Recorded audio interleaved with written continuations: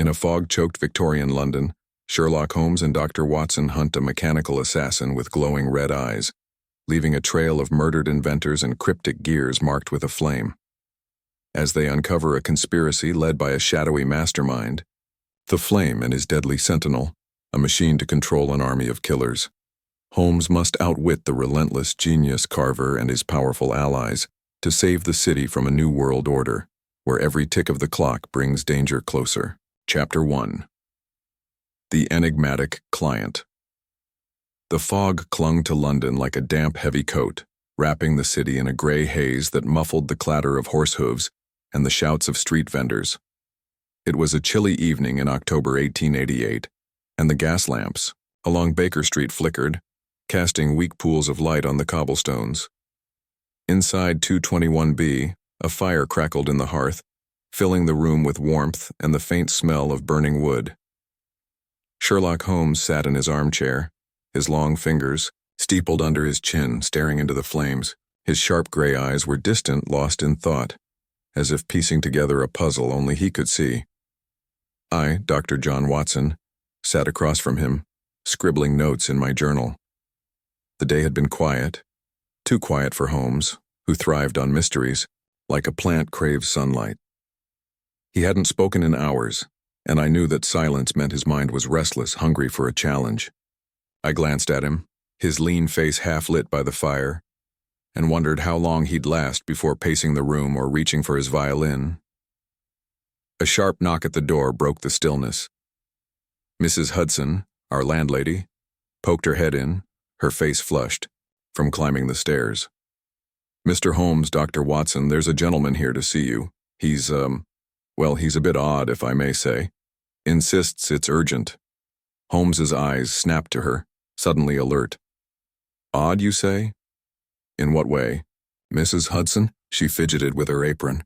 "He's dressed fine, like a proper gentleman, but his eyes, oh, they're nervous, darting about like a trapped bird. And he's got this strange case with him, all metal and shiny, with gears on it." "Gears?" Holmes leaned forward, a spark of interest in his voice. "Show him in at once." Mrs. Hudson nodded and shuffled out. I set my journal aside, my curiosity piqued. Holmes's mood had shifted in an instant, like a hound catching a scent. Moments later, the door opened again and our visitor stepped inside. He was tall, nearly as tall as Holmes, but broader, with a barrel chest and a neatly trimmed beard the color of iron. His suit was tailored, dark blue with a faint pinstripe, and a gold watch chain gleamed across his waistcoat. But it was the case Mrs. Hudson mentioned that drew my eye, a rectangular box of polished steel, no bigger than a briefcase, with intricate brass gears embedded in its surface. It looked like something from a watchmaker's fever dream, and he clutched it tightly as if it held his very life. "Good evening, gentlemen," the man said, his voice deep but edged with a tremor. "My name is Edmund Warwick. I apologize for calling so late, but I have no one else to turn to." Holmes gestured to the chair opposite him. "Sit, Mr. Warwick. You have my attention. What brings you here with such urgency?" Warwick hesitated, glancing at me as if unsure whether to trust a stranger. Holmes noticed and waved a hand. "This is Dr. John Watson, my friend and colleague. You may speak freely before him." Warwick nodded, though his grip on the metal case tightened. He sat, placing the case on his lap, and took a deep breath. "Mr. Holmes, I am being hunted. Not by a man, but by a machine. A mechanical assassin, if you can believe such a thing." I blinked, certain I'd misheard. A machine? It sounded like something from one of those penny dreadfuls sold on street corners. But Holmes's expression didn't change. If anything, his eyes gleamed brighter, like a cat spotting prey. "A mechanical assassin," Holmes repeated, his tone calm but curious. "Describe it." Warwick swallowed hard, his fingers tapping nervously on the case. "I've only seen it once, 2 nights ago, in an alley near my home in Kensington. It was tall, taller than any man, made of metal, brass and steel with gears grinding inside it. Its face, it had no face, just a smooth plate with 2 glowing red eyes. It moved silently, like a ghost, but fast. Too fast. I only escaped because I ducked into a crowd on the high street. Since then, I've felt it watching me, waiting. I leaned forward, my doctor's mind racing. Mr. Warwick, are you certain this wasn't a hallucination? Perhaps you were overtired or— No! Warwick's voice cracked and he winced, lowering it. I'm not mad, Dr. Watson. I know what I saw. And it's not just me. Others have seen it too, though they're too frightened to speak. People in my circle, engineers, inventors, have gone missing. 3 in the last month. I believe this thing is targeting us. Holmes's fingers drummed lightly on the arm of his chair. You are an inventor, I presume? Warwick nodded. Yes, I design mechanical devices, engines mostly for factories, and railways. That's why I came to you. I've heard you're the only man in London who can solve the impossible. Holmes's lips twitched in a faint smile. Flattery is unnecessary, Mr. Warwick, but your case intrigues me. Tell me about this case you carry. It's no ordinary luggage. Warwick's face paled, and he clutched the metal box closer. This is my life's work. A prototype for a new kind of engine, one that could change everything. Factories, ships, even cities. I can't say more, not yet, but I believe this is why the machine is after me. Someone wants my invention, or they want it destroyed. Holmes leaned back, his eyes narrowing. And you have no idea who might be behind this? None, Warwick said, his voice barely above a whisper. But I'm not the only one in danger. If this machine isn't stopped, more will die. I'm certain of it. A heavy silence fell over the room, broken only by the crackle of the fire. I glanced at Holmes, expecting him to dismiss Warwick's story as fantasy. Machines didn't hunt people. They didn't have glowing eyes or move like ghosts. But Holmes's face was unreadable, his mind already turning over the details like a jeweler inspecting a gem. Very well, Mr. Warwick, Holmes said at last. I will take your case, but I need more information. Where exactly did you see this machine? And have you noticed anything unusual in your daily routine? Strange visitors, odd messages, anything out of the ordinary? Warwick hesitated, then reached into his coat and pulled out a small crumpled note. He handed it to Holmes, who unfolded it with care. I leaned over to read it. The handwriting was neat, almost mechanical, and the message was chillingly simple. Surrender. The device or the Clockwork Assassin will claim you. Holmes's eyes flicked over the note, then back to Warwick. When did you receive this? Yesterday morning, Warwick said. It was slipped under my door. No one saw who left it. Holmes held the note up to the light, studying the paper, the ink, the precise strokes of the letters. Interesting, he murmured. The paper is high quality, the ink expensive. This was written by someone with means, and likely with access to a typewriter given the uniformity of the letters. Yet they chose to deliver it by hand. Curious. He handed the note back to Warwick. Leave this with me, and the case as well. It will be safer here than in your home. Warwick's eyes widened. The case, but you came to me for protection, Holmes said sharply. If this device is truly the target, it must be secured. I assure you, it will be safe in my keeping. Warwick looked torn, his hands hovering over the metal box. Finally, he nodded and set it on the table beside Holmes. Very well, but please, Mr. Holmes, be careful. This is more than just a machine, it's dangerous. Holmes's smile was thin. Danger is my trade, Mr. Warwick. Now tell me everything you know about your missing colleagues. Names, addresses, their work, every detail. For the next hour, Warwick spoke, his voice growing steadier as he recounted the disappearances of 3 fellow inventors. Thomas Grayson, a specialist in steam engines, Margaret Hale, a brilliant designer of clockwork mechanisms, and Victor Langston, an eccentric who worked on experimental energy sources. All 3 had vanished without a trace, their workshops left in disarray, as if they'd been taken in a hurry. Warwick suspected they'd been targeted for their inventions just as he was. Holmes listened intently, interrupting only to ask pointed questions. Where were they last seen? Who were their associates? Had they received similar notes? By the Time Warwick finished, the fire had burned low and the room felt colder, as if the fog outside had crept in. "Thank you, Mr. Warwick," Holmes said, rising. "Return home, but take a different route than usual. Avoid alleys and stay in well-lit areas. I will contact you tomorrow." Warwick stood, looking relieved but still shaken. "Thank you, Mr. Holmes. I feel better knowing you're on this." He left, his footsteps fading down the stairs. I turned to Holmes, who was already examining the metal case, his fingers tracing the gears on its surface. "Well, Watson," he said without looking up, "what do you make of our visitor's tale?" I frowned, choosing my words carefully. "It's fantastical. A mechanical assassin? It sounds like something from a novel." But Warwick seemed genuinely terrified. "And that note, it's real enough." Holmes chuckled softly. "Fantastical perhaps, but not impossible. The world is changing, Watson. Machines grow more complex every day. A decade ago, who would have imagined locomotives crossing continents or telegraphs sending messages across oceans? A mechanical man, while unlikely, is not beyond the realm of possibility." I stared at him, my mind struggling to keep up. "You think it's real then? This clockwork killer?" "I think," Holmes said, his voice low, "that someone wants us to believe it's real.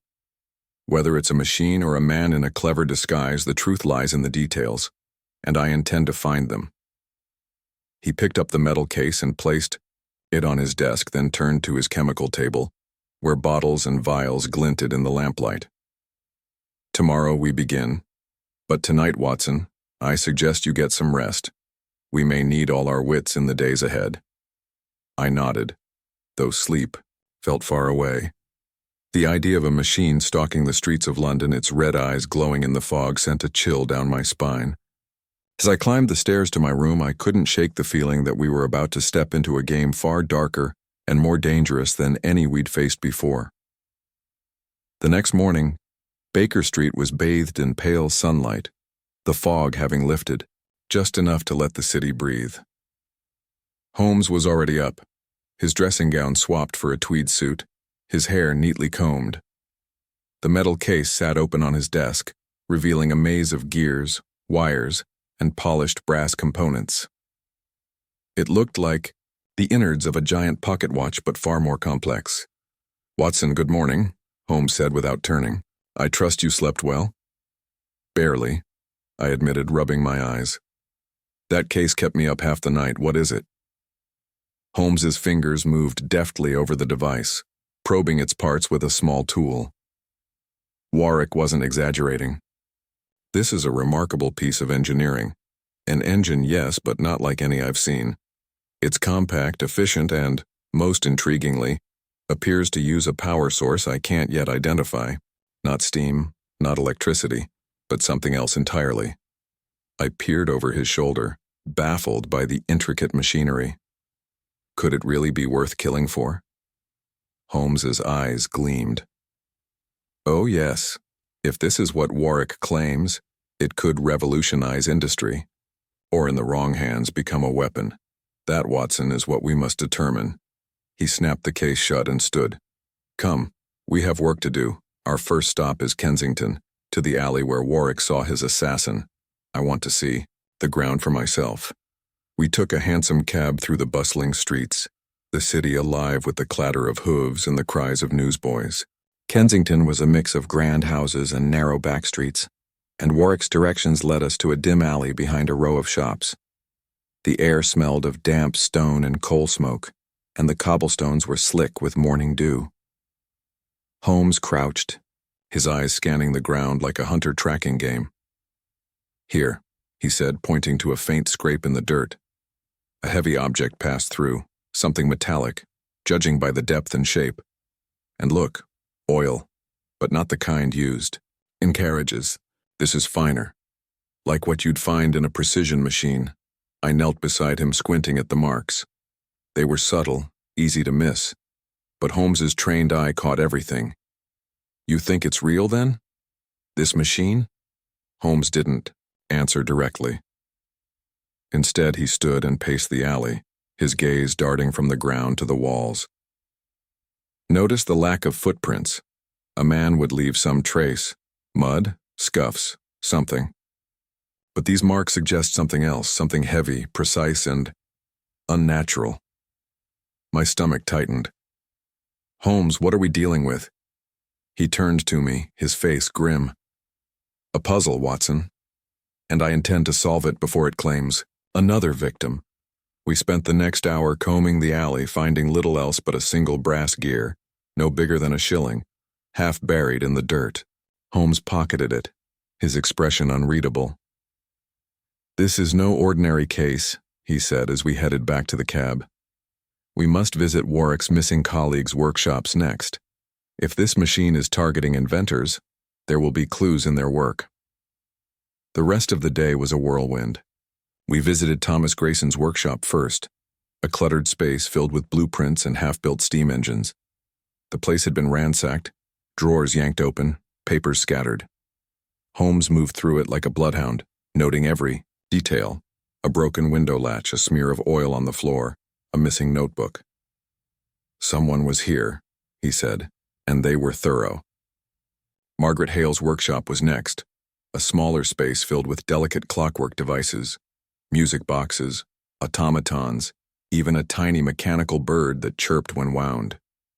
Here, too, signs of a struggle: a overturned chair, a shattered glass case. Holmes found another gear, identical to the one from the alley tucked under a workbench. By the time we reached Victor Langston's laboratory, the sun was setting, and my legs ached from the day's work. Langston's place was the strangest.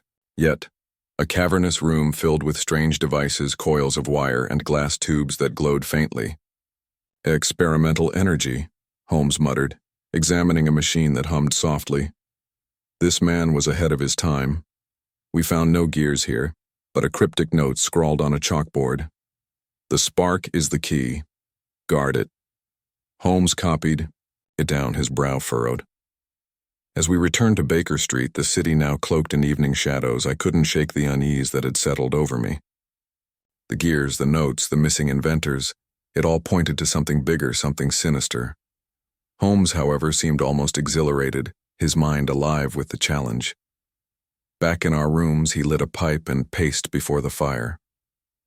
Watson, this is no ordinary criminal we're facing.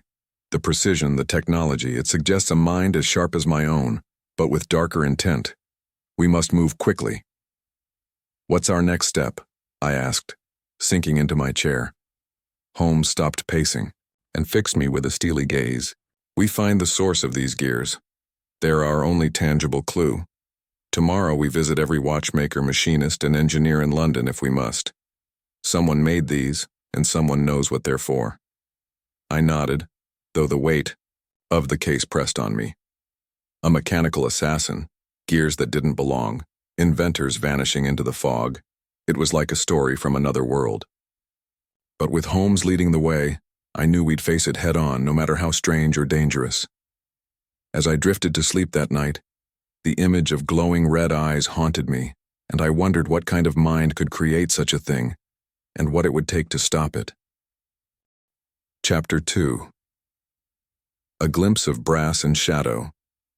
The morning sun barely pierced the thick London fog as it rolled through Baker Street, casting a dull glow over the city.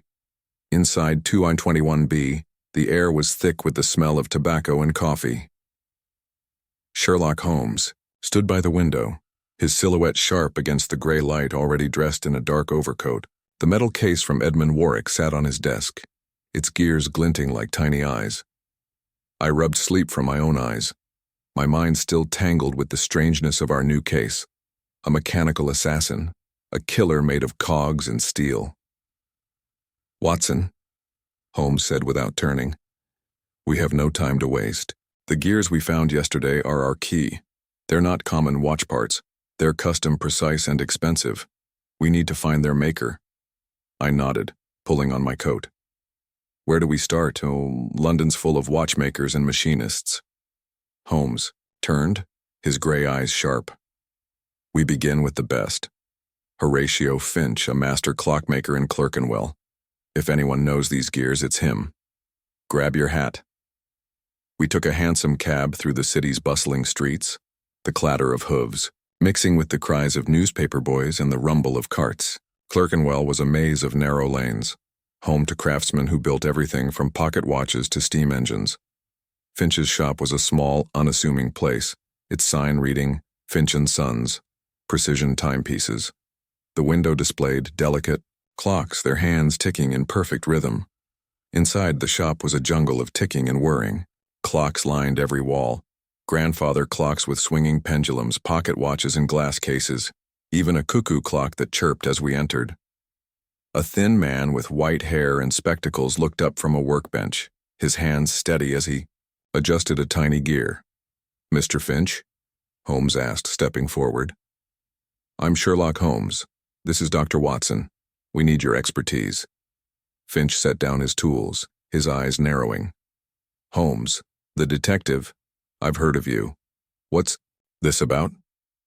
Holmes pulled the brass gear from his pocket, the one we'd found in the Kensington alley, and placed it on the workbench. "This. Tell me what you make of it." Finch adjusted his spectacles and picked up the gear, turning it over in his fingers. His face changed, surprise flickering across it. "This is no ordinary piece. The craftsmanship is exquisite. Hand-cut, not machined. The alloy is unusual, too. Brass, yes, but mixed with something else, maybe nickel or zinc. It's strong, light, and built for precision." "Do you know who made it?" Holmes pressed. Finch frowned, still studying the gear. "Not offhand. This isn't from any shop. I know, and I know them all in London, but—" He hesitated, glancing at us. "There's a man, Elias Vane. Used to be the best gear cutter in the city before he went strange. Started working on secret projects, locked himself away. Some say he's building things no one's seen before, machines that move on their own." I felt a chill.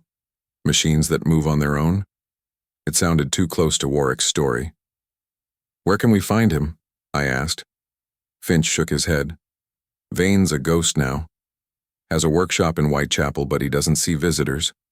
Keeps to himself, and folks say he's paranoid. If this gear's his, though, it's worth a fortune. Only someone with deep pockets could afford his work." Holmes pocketed the gear, his face unreadable. "Thank you, Mr. Finch. One last thing. Have you heard of any inventors going missing? Men or women working on advanced machines?" Finch's hands froze. "Missing? Well, I heard Thomas Grayson vanished a few weeks back. Good man, built steam engines. And Margaret Hale. She used to come here for parts. Haven't seen her in a month. You think this gear's tied to them?" "Perhaps," Holmes said smoothly. "If you hear anything unusual, send word to 221B Baker Street." We left the shop, the ticking of clocks fading behind us. The fog had thickened, and Whitechapel was our next stop, a grim part of London, all narrow alleys and crowded tenements. I didn't like the idea of chasing a paranoid gear cutter into that maze, but Holmes was already striding toward the cab, his mind locked on the trail. "Vane," he murmured as we rode. "If he's crafting gears like these, he's no ordinary artisan. And if he's connected to our missing inventors, we may be closer to the truth than I thought." Whitechapel's streets were a stark contrast to Clerkenwell's order. The air smelled of coal and unwashed bodies, and shadowy figures moved through the fog. Vane's workshop, according to Finch's directions, was tucked behind a dingy pub called the Black Anchor. We found it, a squat brick building with a heavy iron door, its windows boarded up. No sign, no light, just a faint hum coming from inside like the buzz of a distant hive. Holmes knocked sharply. No answer. He knocked again, harder, and called, "Mr. Vane, we need to speak with you. It's about your work." Silence. Then, a faint clank, like metal on metal. The door creaked, open, just an inch, and a bloodshot eye peered out. "Who are you?" a hoarse voice demanded. "Sherlock Holmes, consulting detective." "This is Dr. Watson. We're investigating a matter involving your craftsmanship. May we come in?" The eye narrowed. "I don't talk to strangers. Leave." Holmes held up the gear, letting it catch the dim light. "This is yours, isn't it? We need to know who you made it for." The door slammed shut. I thought that was the end of it, but Holmes didn't move. He knocked again, his voice calm but firm. "Mr. Vane, people are disappearing. Inventors like you. If you know something, hiding won't help." A long pause. Then the door opened wider, revealing a man who looked like he hadn't slept in days. Elias Vane was short, wiry, with wild gray hair and oil-stained hands. His workshop was a chaos of tools, blueprints, and half-built machines. Things that whirred and clicked, their purposes unclear. "Talk fast," Vane snapped, stepping aside. "I don't trust anyone." Inside, the hum was louder, coming from a machine in the corner, a tangle of gears and pipes that pulsed like a living thing. Holmes wasted no time holding out the gear. "You made this. Who was it for?" Vane's eyes flicked to the gear, then away. "I make a lot of things. Don't keep track of every piece." Holmes's voice sharpened. "Don't lie to me, Mr. Vane. This gear is unique and you know it. People are dying. Tell me who commissioned it, or I'll have Scotland Yard here." "Within the hour." Vane flinched, his hands trembling. All right, I made it for a man named Carver. No first name, just Carver. Came to me 6 months ago, paid in cash, more money than I'd seen in years. Wanted gears, special ones, for a machine he wouldn't explain. Said it was for a new age. I didn't ask questions. I needed the money." "What did he look like?" Holmes asked. "Tall, thin, dark hair, wore a black coat, always kept his hat low, had a voice like ice. Calm, but it made your skin crawl. He came back a few times, always at night. Last time was a week ago." I exchanged a glance with Holmes. This Carver sounded like our mastermind, or at least a piece of the puzzle. "Did he mention anyone else?" I asked. "Other inventors? A device called a Clockwork Assassin?" Vane's face went white. "Assassin? No, but..." He talked about removing obstacles. Said some people were in the way of progress. I thought he meant business rivals, not. He trailed off, his eyes darting to the machine in the corner. Holmes followed his gaze. "What's that, Mr. Vane? Another of Carver's projects?" Vane shook his head quickly. "No, that's mine. Just an experiment. Nothing to do with him." Holmes stepped toward the machine, his eyes scanning its parts. "Fascinating. A self-regulating mechanism, isn't it? Powered by something other than steam. What is it? Chemical? Magnetic?" Vane's jaw tightened. "You're too clever for your own good, Holmes. Get out. I've told you enough." Holmes didn't argue. He slipped the gear back into his pocket and nodded to me. "Thank you, Mr. Vane. Stay indoors. Lock your doors. We'll be in touch." As we stepped back into the foggy street, the iron door slammed behind us. The hum of Vane's machine lingered in my ears, unsettling me. "Do you trust him?" I asked. "Not an inch," Holmes said, his voice low. "He knows more than he's saying, but he's scared. Carver's the key, Watson. A man with money, vision, and no morals.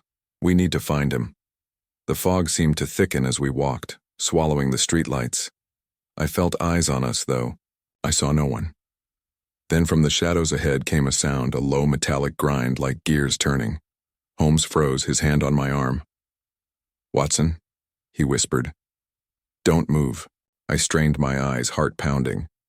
In the fog, a shape emerged, tall, angular, moving with eerie grace. 2 red points glowed like embers, fixed on us. The grind grew louder, and I glimpsed brass and steel, a figure that was neither man nor machine, but something in between. "Run!" Holmes hissed, pulling me back. We bolted down the street, the thing's footsteps clanging behind us. My lungs burned as we darted into an alley, then another. The fog, our only cover.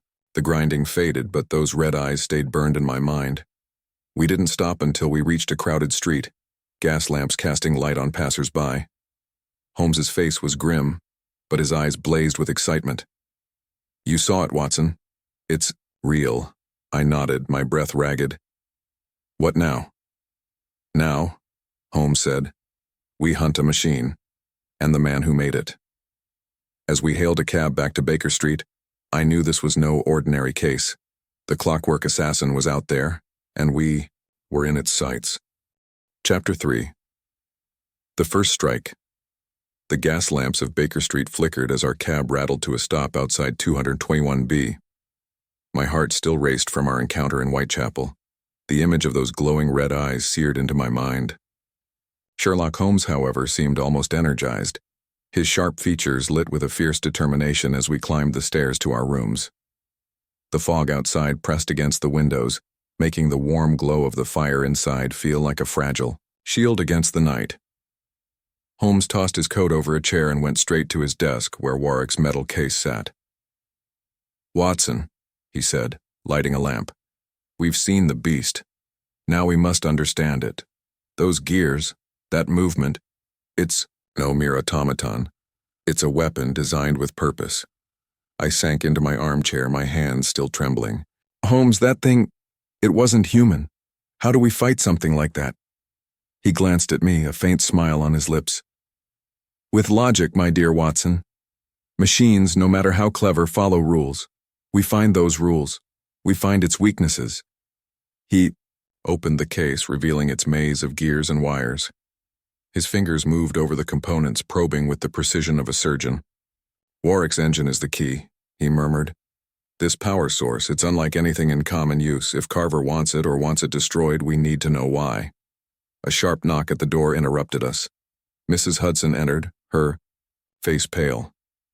"Mr. Holmes, there's a boy outside, says it's urgent.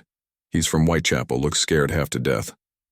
"Send him up," Holmes said, snapping the case shut. Moments later, a scruffy lad of about 12 burst in, his cap twisted in his hands. "Mr. Holmes, sir, it's Mr. Vane, Elias Vane. His workshop's been attacked. I saw it, sir, that thing all metal and red eyes smashing through his door." Holmes's eyes narrowed. "When, boy? And what exactly did you see?" "Just now, sir, not an hour ago. I was running errands near the Black Anchor when I heard a crash. Looked down the alley and there it was, tall as a man, made of shiny metal, moving fast. It broke into Vane's place and I heard him scream. I ran straight here, like you said to if I saw anything odd." Holmes tossed the boy a shilling. "Well done. Stay here until we return. Mrs. Hudson, keep him safe."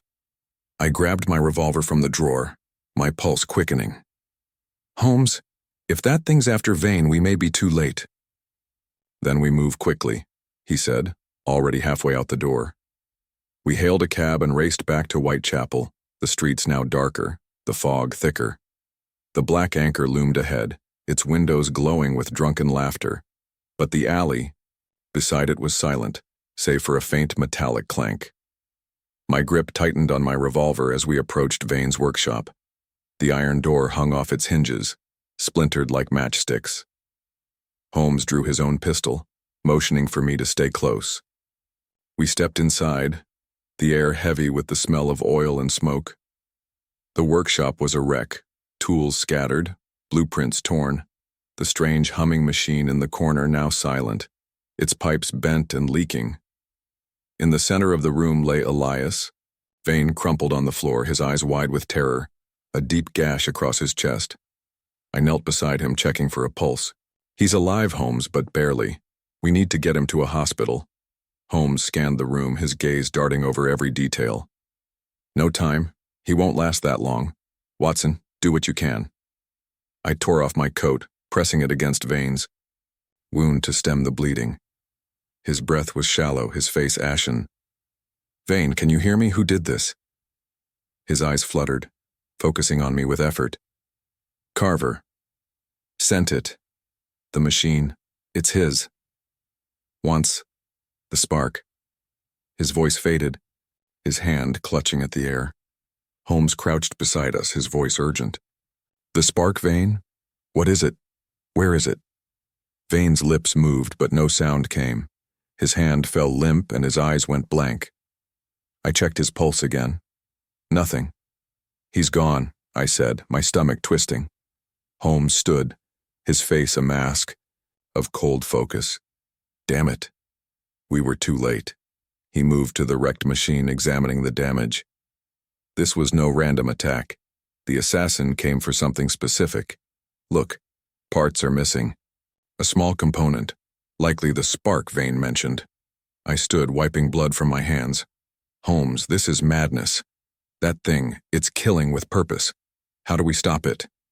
He didn't answer immediately, his eyes fixed on a faint trail of oil leading to the door. We follow the clues, Watson. This oil, it's the same as in the Kensington alley. The machine is mechanical, but it needs maintenance. It leaves traces. We'll use that. We searched the workshop, finding little but chaos. A few more gears, identical to the ones we'd found before, were scattered among the debris.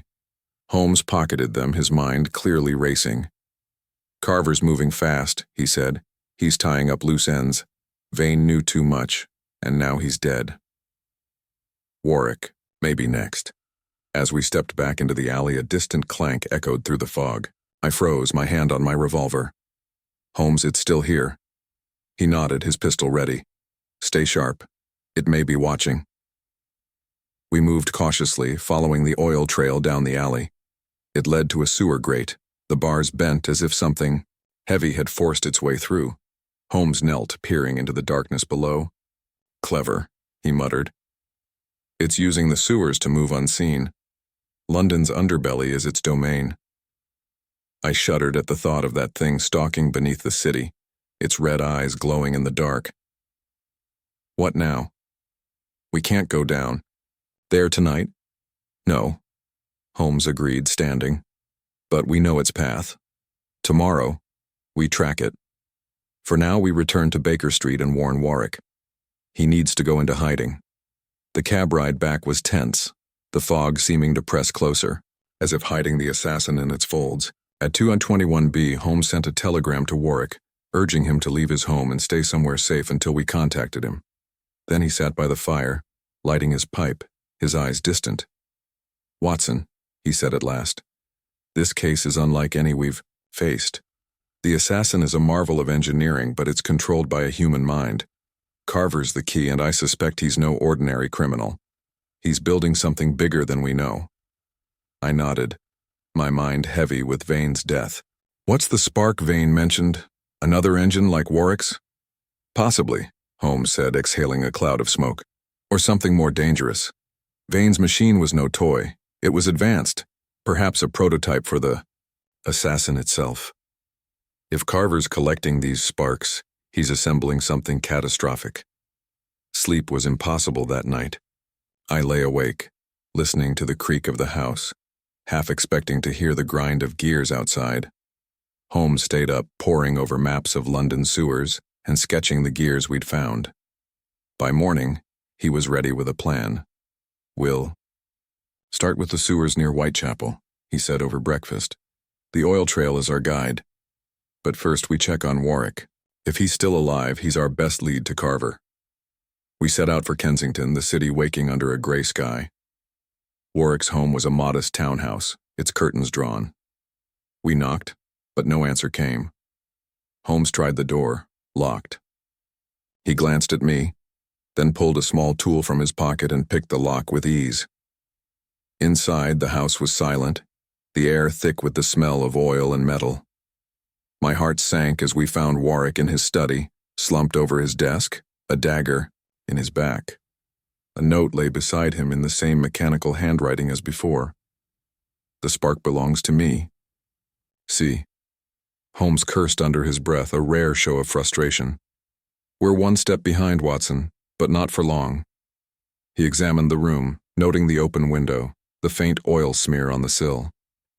The assassin was here. It's bold, striking in broad daylight. Carver's growing desperate. As we left Warwick's house, the weight of the case pressed heavier. 2 men dead, a machine stalking the streets, and a shadowy figure named Carver pulling the strings. Holmes's eyes burned with resolve, but I couldn't shake the fear that we were playing a game we didn't fully understand. A game where the next move could be our last. Chapter 4. Clues in the Fog. The fog clung to London like a damp shroud, thicker than ever, as we left Warwick's townhouse in Kensington. The image of his lifeless body, the dagger in his back, and the chilling note from C weighed on me. Sherlock Holmes, however, moved with purpose, his sharp eyes scanning the street as we stepped into the gray haze. The city felt alive with unseen threats, the clatter of hooves and distant shouts muffled by the fog's heavy curtain. Holmes, I said, my voice low. Warwick's dead. Vane's dead. We're running out of leads. What now? He didn't answer at once, his gaze fixed on the oil smear we'd found on Warwick's windowsill. He crouched, rubbing a finger across it, then sniffed the residue. The same oil as Vane's workshop and the Kensington alley, he said. Our assassin leaves a trail, Watson. It's mechanical, not magical. It has limits, and we'll find them. I clutched my revolver tighter, the cold metal a small comfort. You're sure it's a machine? Not some costume or trick? Holmes's lips twitched in a grim smile.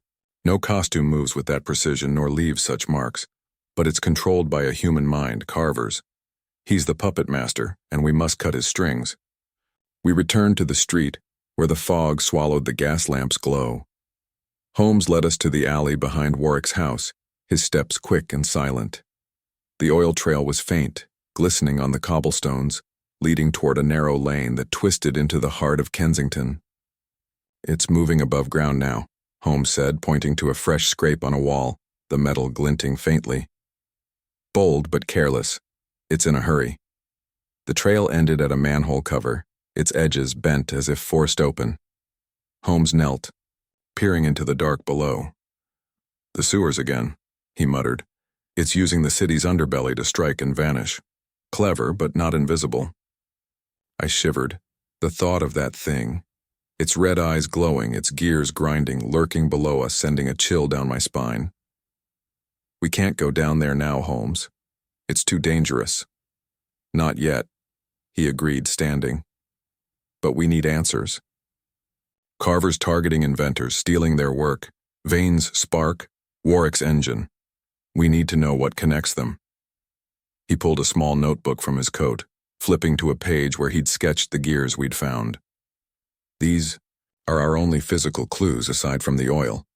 We'll visit another of Vane's contacts, someone who might know Carver or his plans. Finch mentioned a woman, Margaret Hale, the clockwork designer.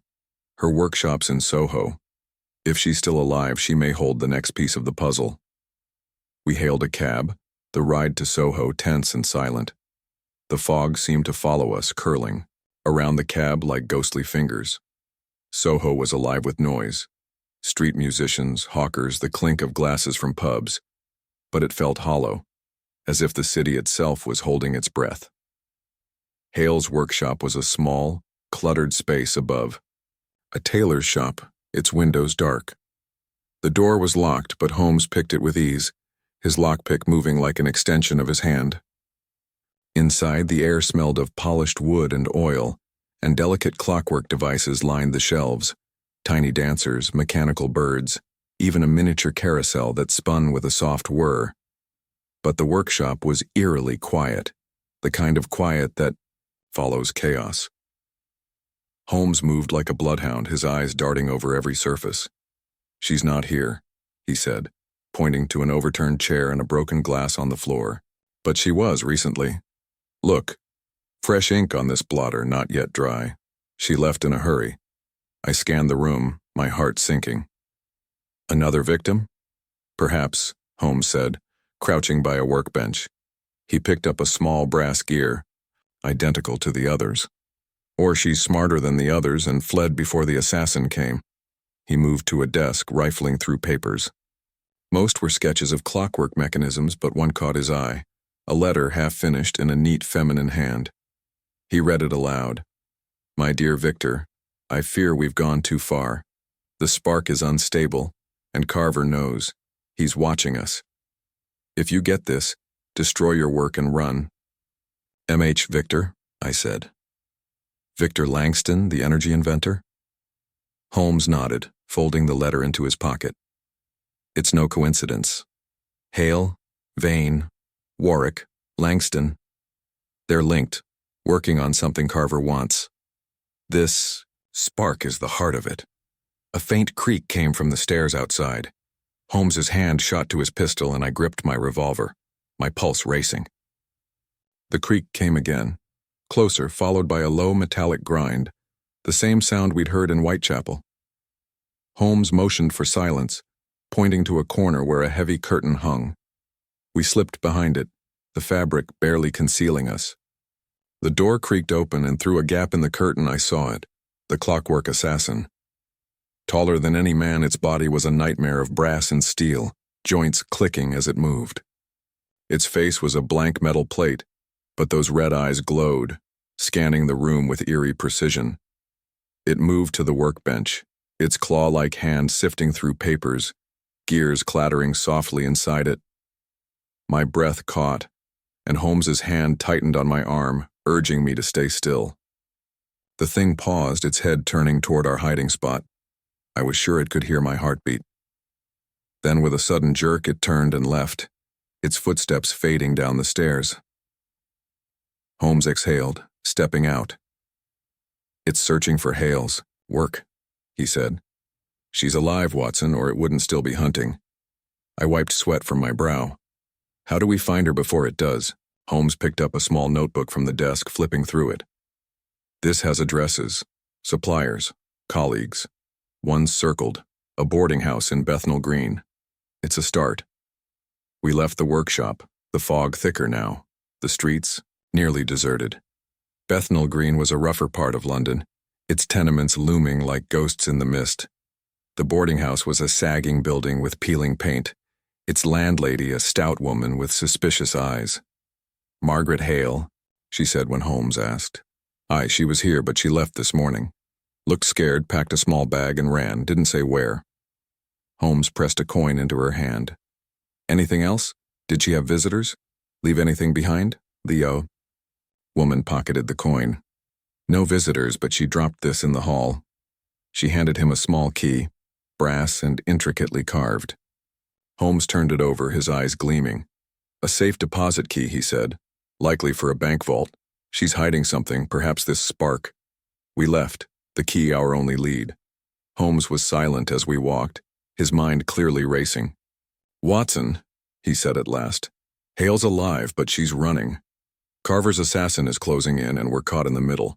We need to find her, and we need to know what this spark is before he does." The fog seemed to tighten around us, and I couldn't shake the feeling that those red eyes were watching, waiting for their next strike. Holmes, however, was undaunted, his stride quickening as we headed back to Baker Street. The game was growing deadlier, but he was ready to play. Chapter 5. The Inventor's Secret. The fog had settled over London like a heavy blanket, muffling the city's pulse as we returned to 221B Baker Street. The small brass key from Margaret Hale's boarding house gleamed in Holmes's hand, its intricate carvings catching the lamplight.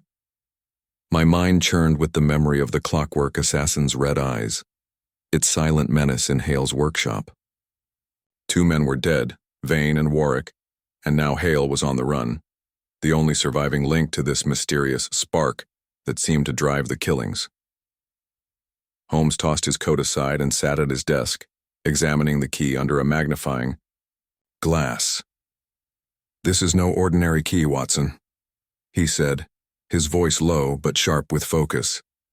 "The craftsmanship suggests a private vault, likely at one of London's older banks. Barclays, perhaps, or Coutts. It's our best chance to find what Hale's hiding." I sank into my chair, the weight of the day pressing on me. If Hale's alive, she's terrified. That thing, whatever it is, won't stop until it gets her. Or us. Holmes's eyes flicked to me, a spark of amusement in them. "Fear is a distraction, Watson. We have a trail to follow. The key, the gears, the oil. They all point to a larger design. Carver's not just hunting inventors. He's collecting their secrets." He set the key down and pulled out his notebook where he'd sketched the gears we'd found. "These are no random components. They're part of a system, complex, precise, and likely tied to the spark Vane and Hale mentioned. We need to know what it powers." A knock at the door startled me. Mrs. Hudson entered holding a telegram. "This just came, Mr. Holmes. From Scotland Yard." Holmes tore it open, his eyes scanning the message. "Lestrade," he said, a hint of irritation in his voice. "Another inventor's gone missing, Victor Langston, the energy specialist. His laboratory in Shoreditch was found empty this morning, signs of a struggle. No body, but more oil and a broken gear, just like the others." I felt a chill. Langston's the last of the four: Vane, Warwick, Hale, and now him. If he's gone, Carver's nearly finished whatever he's planning. Holmes nodded, folding the telegram. Or Langston's still alive like Hale and hiding. We need to move faster. Tomorrow we check the banks for this Key's vault. But tonight we visit Langston's laboratory. Lestrade's men are competent, but they miss details. The fog was thicker as we took a cab to Shoreditch, the streets quiet except for the occasional clatter of a passing carriage.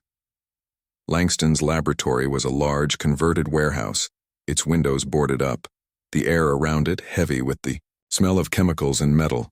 The door was ajar, a police constable standing guard. He recognized Holmes and waved us through, muttering about another blasted mystery. Inside the laboratory was a maze of strange devices, coils of wire, glass tubes glowing faintly, and machines that hummed with an eerie life. Papers were scattered across the floor, and a workbench had been overturned. Holmes moved like a hawk, his eyes catching every detail. He knelt by a smear of oil identical to the others and picked up a shattered gear, its edges jagged. "The assassin was here," he said, holding the gear to the light. "This is fresh damage." Langston fought back, or tried to. Look, blood on the floor, but not enough for a fatal wound. He may have escaped. I scanned the room, my revolver ready, half expecting those red eyes to appear from the shadows. What was Langston working on? Something like Warwick's engine? Holmes moved to a chalkboard covered in cryptic diagrams, circles, arrows, and words like energy transfer and catalyst. He pointed to a phrase scrawled in the corner. "The spark ignites the future." "The spark again," I said, my stomach tightening. "It's the key to all this, isn't it?" Holmes nodded, copying the diagrams into his notebook. Langston was experimenting with a new energy source, something beyond steam or electricity. If it's what powers the assassin or what Carver wants, it's dangerous and valuable. We found a small safe in the corner, its door pried open, empty except for a single sheet of paper. Holmes unfolded it, a blueprint labeled Spark Core, showing a small cylindrical device with intricate wiring. Notes in the margins mentioned stability issues and extreme volatility. Holmes's eyes gleamed as he tucked it away. "This confirms it," he said. "The spark is a power source, likely what drives Warwick's engine and possibly the assassin itself. Carver's collecting these components, but why? To build something or to keep others from doing so?" As we left the laboratory, the fog seemed to pulse with menace, the distant clank of metal making my heart race. Holmes noticed it too, his hand on his pistol. "It's close," he whispered. "Stay alert." We moved quickly, sticking to the main streets, but the feeling of being watched never left. Back at 2 on 21B, Holmes spread the blueprint and gears on his desk, his mind racing. "The banks open at 9, he said. "We'll try Coots first. If Hale's vault holds another piece of this puzzle, we need it before Carver does." I nodded, exhaustion creeping in. "And if the assassin finds us first?" Holmes's smile was grim. "Then we'll give it a fight it won't forget." Sleep was fitful, the grind of gears haunting my dreams. By morning, the fog had thinned slightly, and we set out for Coots Bank in the Strand. The key fit a vault in the bank's basement, and the clerk, after some persuasion from Holmes, let us in. The vault held a small metal box, its surface etched with tiny gears. Inside was a glass vial filled with a glowing amber liquid that pulsed faintly like a heartbeat. Holmes held it up, his face intense. "This, Watson, is the spark. Hale's secret, and possibly our only weapon against Carver's machine." As we left the bank, the vial hidden in Holmes's coat, I couldn't shake the feeling that we'd just taken a step deeper into a deadly game. One where the next move could come from the shadows, gleaming with brass and glowing red. Chapter 6. A Game of Motives. The fog had lifted slightly as we left Coots Bank, but London still felt like a city holding its breath. The glowing vial, the spark, was tucked inside Holmes's coat, its faint pulse a reminder of the danger we carried. My mind churned with questions about this strange power source, the Clockwork Assassin and the shadowy figure of Carver pulling the strings. 2 inventors were dead, 1 missing, and Margaret Hale was still out there, running from a machine that seemed unstoppable. Holmes's face was set, his eyes sharp as he hailed a cab back to Baker Street. "Watson," he said as the cab rattled through the streets, "this spark is no mere curiosity. It's the heart of Carver's plan, whether to harness it or destroy it. We need to understand his motives, and quickly." I nodded, gripping my revolver under my coat. "He's killing to get these sparks or to stop others from using them. But why? Power? Money?" Holmes's lips twitched in a faint smile. "Both, perhaps, or something grander. Men like Carver don't act without ambition. He's building something or preventing something. The answer lies with Margaret Hale and Victor Langston, if we can find them before the assassin does."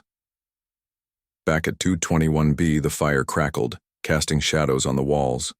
Holmes set the vial on his desk beside Warwick's metal case and Langston's blueprint. He lit his pipe, the smoke curling as he paced. "The spark is volatile," he said, glancing at the glowing vial. Langston's notes warned of instability. If Carver's collecting these, he's either reckless or brilliant. Possibly both. A sharp knock interrupted us. Mrs. Hudson entered, her face tight with worry. "Mr. Holmes, a woman's here. Says her name's Margaret Hale. She's in a state, won't sit still, keeps looking out the window." Holmes's eyes lit up. "Show her in at once." Moments later, Margaret Hale stepped into the room. She was slight, with dark hair pinned messily and eyes wide with fear. Her dress was wrinkled as if she'd been traveling for days, and her hands clutched a small satchel. "Mr. Holmes?" she asked, her voice trembling. "You're the detective? I didn't know where else to go." "Sit, Miss Hale," Holmes said, gesturing to a chair. "You're safe here for now. Tell us everything. Start with the spark." She hesitated, glancing at me, then back at Holmes. "How do you know about the spark?" Holmes held up the vial, its amber glow reflecting in her eyes. "We found this in your vault at Coots. It's what Carver wants, isn't it?" Hale's breath caught, and she nodded, sinking into the chair. "Yes, it's a power source, unlike anything else. Victor Langston discovered it, a way to store energy in a chemical form, compact and potent. Warwick, Vane, and I were working with him to refine it. We called it the spark because it could light up the future. Power machines, cities, even weapons." I leaned forward, my heart racing. "Weapons? Is that what Carver's after?" Hale's hands twisted in her lap. "I don't know. Carver approached us months ago, offering money to buy our work. He said he represented investors, but his eyes, and they were cold, like he saw us as tools, not people. We refused. Then Vane started acting strange, said he was being watched. Warwick vanished, and I heard about his death this morning. I knew I was next." Holmes stopped pacing, his gaze fixed on her. "And the Clockwork Assassin? You've seen it?" She shuddered, nodding. "Once, outside my workshop. It's monstrous.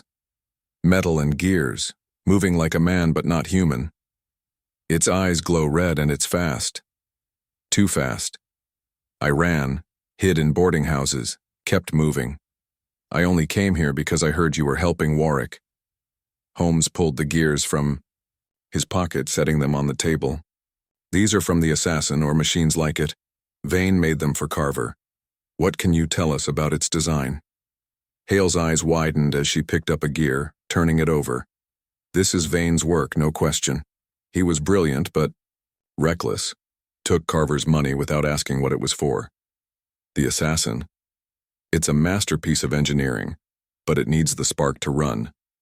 Without it, it's just metal." Holmes leaned forward. "And Carver? Describe him." "Tall, thin, dark hair, always in a black coat," she said, echoing Vane's description. "He speaks softly, but it's like ice. He mentioned a new order, said our work would change the world, but only under his control. I think he's building something big." Holmes's eyes narrowed. "A new order.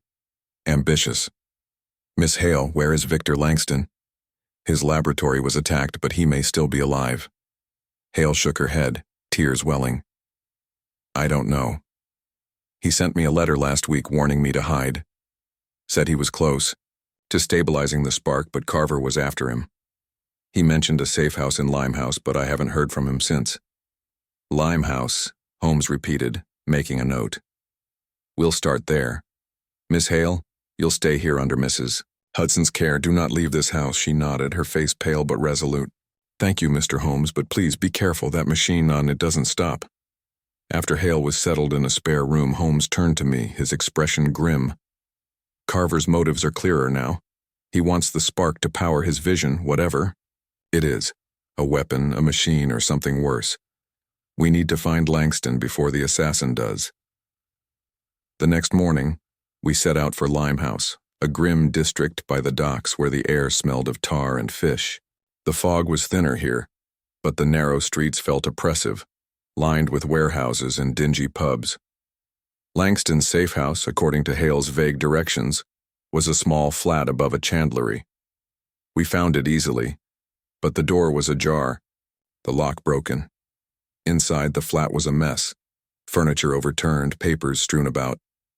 A faint oil smear marked the floor, and my stomach knotted.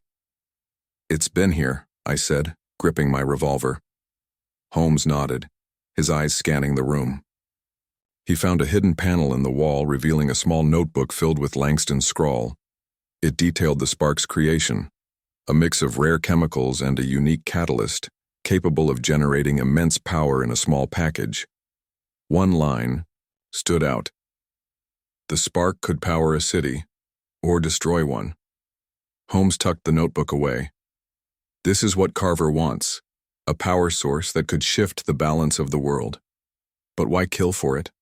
Why not steal it quietly? Before I could answer, a metallic clank echoed from the street below. Holmes rushed to the window, peering through the grimy glass. In the alley, a shadow moved, tall, angular, with two red points glowing in the morning light. The assassin. Watson now. Holmes hissed, pulling me toward the back stairs. We bolted down the creaking steps, emerging into a maze of alleys. The clank of metal followed, relentless, growing closer. My lungs burned as we ran, dodging crates and barrels, the fog our only ally. Finally, we reached a crowded street, the noise of dock workers masking our footsteps. The clanking stopped, but I knew it wasn't gone. Panting, I turned to Holmes. It's tracking us now, isn't it? He nodded, his face hard. Carver knows we're close. The game's changed, Watson. He's not just after the spark, he's after us. As we caught our breath, the weight of Hale's words sank in. Carver wanted a new order, and the spark was his key. With Langston missing and the assassin closing in, we were running out of time to stop him. Chapter 7. The Clockwork Heart. The docks of Limehouse were shrouded in a thin morning mist, the air heavy with the tang of salt and tar. My heart still pounded from our narrow escape, the metallic clank of the Clockwork Assassin echoing in my ears. Sherlock Holmes, however, was already moving, his sharp eyes scanning the alley where we'd lost the machine. His coat was damp from the fog, but his focus was unshaken, as if the chase had only sharpened his resolve. Watson, he said, his voice low, the assassin is no mere hunter. It's precise, relentless, and guided by a purpose we don't yet fully grasp. Carver's not just collecting sparks, he's protecting something. We need to find Langston, and fast. I nodded, clutching Langston's notebook, its pages filled with notes about the spark's volatile power. If Langston's alive, he's our last link to Carver's plan. But that thing, it's always one step ahead. Holmes's lips twitched, in a grim smile. Not always. It leaves traces. Oil, gears, mistakes. We'll use them. Come. We returned to Baker Street to regroup and plan our next move. The cab ride back was tense, the city's fog seeming to hide eyes in every shadow. At 221B, Margaret Hale was waiting, her face pale but composed. Mrs. Hudson had given her tea, but her hands shook as she held the cup. Any news? She asked, her voice tight. Holmes set Langston's notebook on the table. Victor Langston is missing, but we found this. His notes confirm the spark's power and its danger. "Miss Hale, you worked with him. What can you tell us about his experiments?" Hale set her cup down, her eyes darting to the notebook. Victor was obsessed with energy. He believed the spark could replace steam, coal, everything. But it was unstable, too much power in too small a space. He was working on a control mechanism, something he called the Clockwork Heart, a device to regulate the spark's output, make it safe. Holmes leaned forward, his eyes gleaming. A Clockwork Heart. Did he build it? "I don't know," Hale said, wringing her hands. "He was close, but he wouldn't share details even with me. Said it was too dangerous if it fell into the wrong hands. Carver must have found out. Victor was terrified of him." Holmes pulled out the gears we'd collected, laying them beside the notebook. "These are from the Assassin, crafted by Elias Vane. Could they be part of this clockwork?" "Heart?" Hale examined a gear, her brow furrowing. "Possibly. They're precise enough for Victor's designs. He and Vane collaborated sometimes. Vane made components for him. If Carver got Vane to build parts for the Assassin, he might have used them in the heart too." I felt a chill. So the Assassin itself could be powered by this heart? Hale nodded. Or a version of it. The spark alone is raw power, but the heart would make it controllable, efficient. That's why Carver wants it.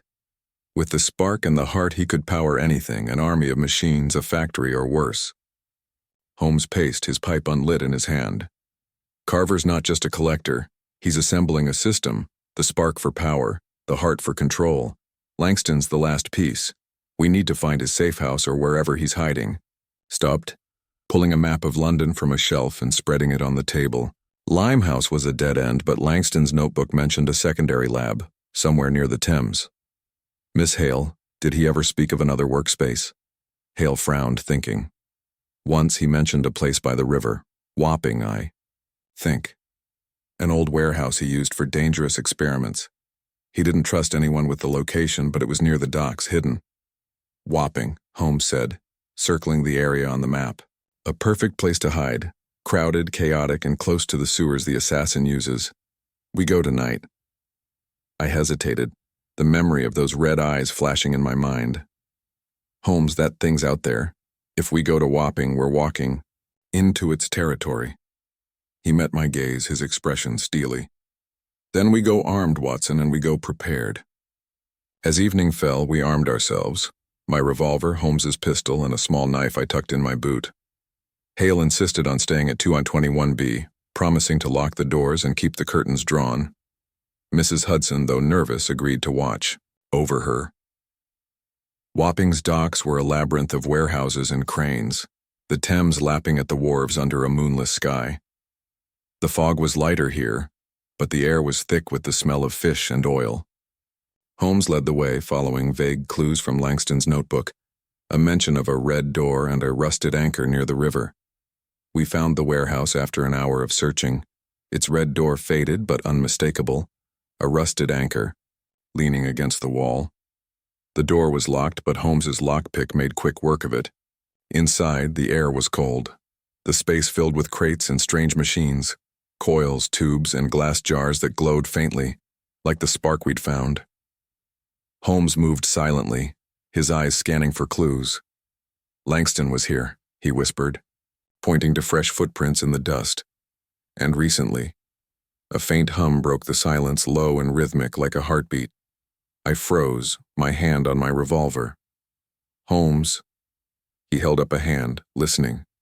The hum grew louder, coming from a corner, where a tarp covered something large. Holmes approached, pulling the tarp aside to reveal a machine unlike any I'd seen.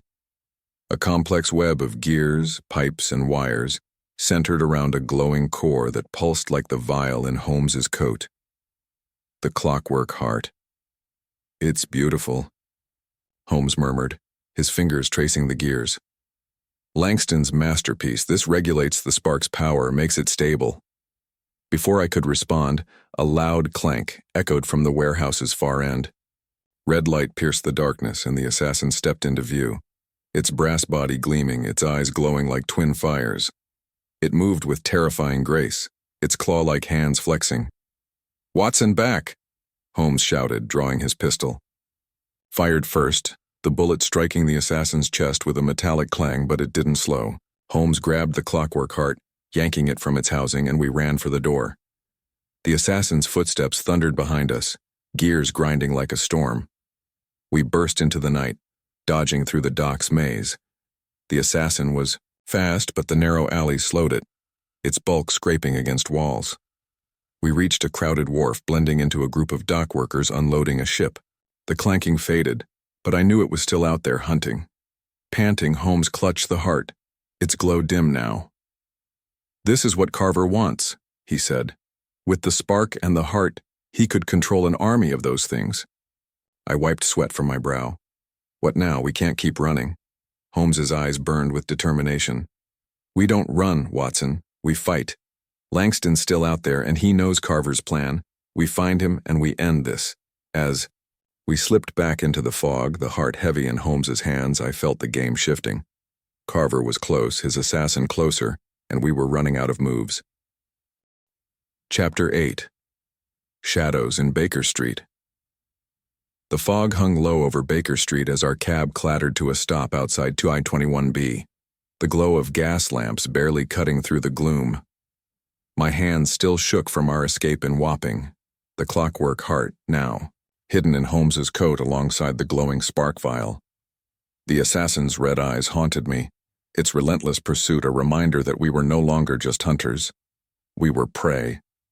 Sherlock Holmes, however, seemed electrified, his mind racing as he leaped from the cab and bounded up the stairs. Inside, the familiar warmth of our rooms felt fragile, the fire's crackle drowned by the weight of what we carried. Margaret Hale sat by the hearth, her face drawn, clutching a cup of tea Mrs. Hudson had pressed into her hands. She stood as we entered, her eyes flicking to Holmes's coat. "Did you find it?" she asked, her voice tight. Holmes set the clockwork heart on the table, its intricate gears glinting in the lamplight. "Langston's work," he said, "the heart that controls the spark. Carver's assassin is powered by something similar, but we have this now, a piece of his puzzle." Hale's breath caught as she touched the device, her fingers trembling. "Victor's masterpiece. If Carver gets this and the spark, he'll be unstoppable." I sank into my chair, my revolver still heavy in my pocket. "He's already unstoppable. Miss Hale, that thing nearly had us in Wapping. It's faster, stronger, and it doesn't tire. How do we fight it?" Holmes's eyes gleamed, his pipe unlit in his hand. "With knowledge, Watson. The assassin is a machine bound by design. This heart shows us its limits.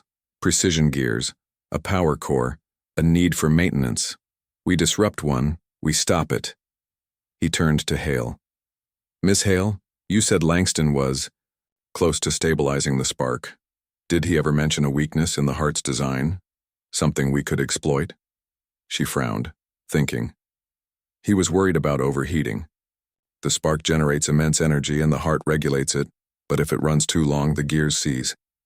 Victor was working on a cooling system, but I don't know if he finished it." Holmes nodded, filing the information away.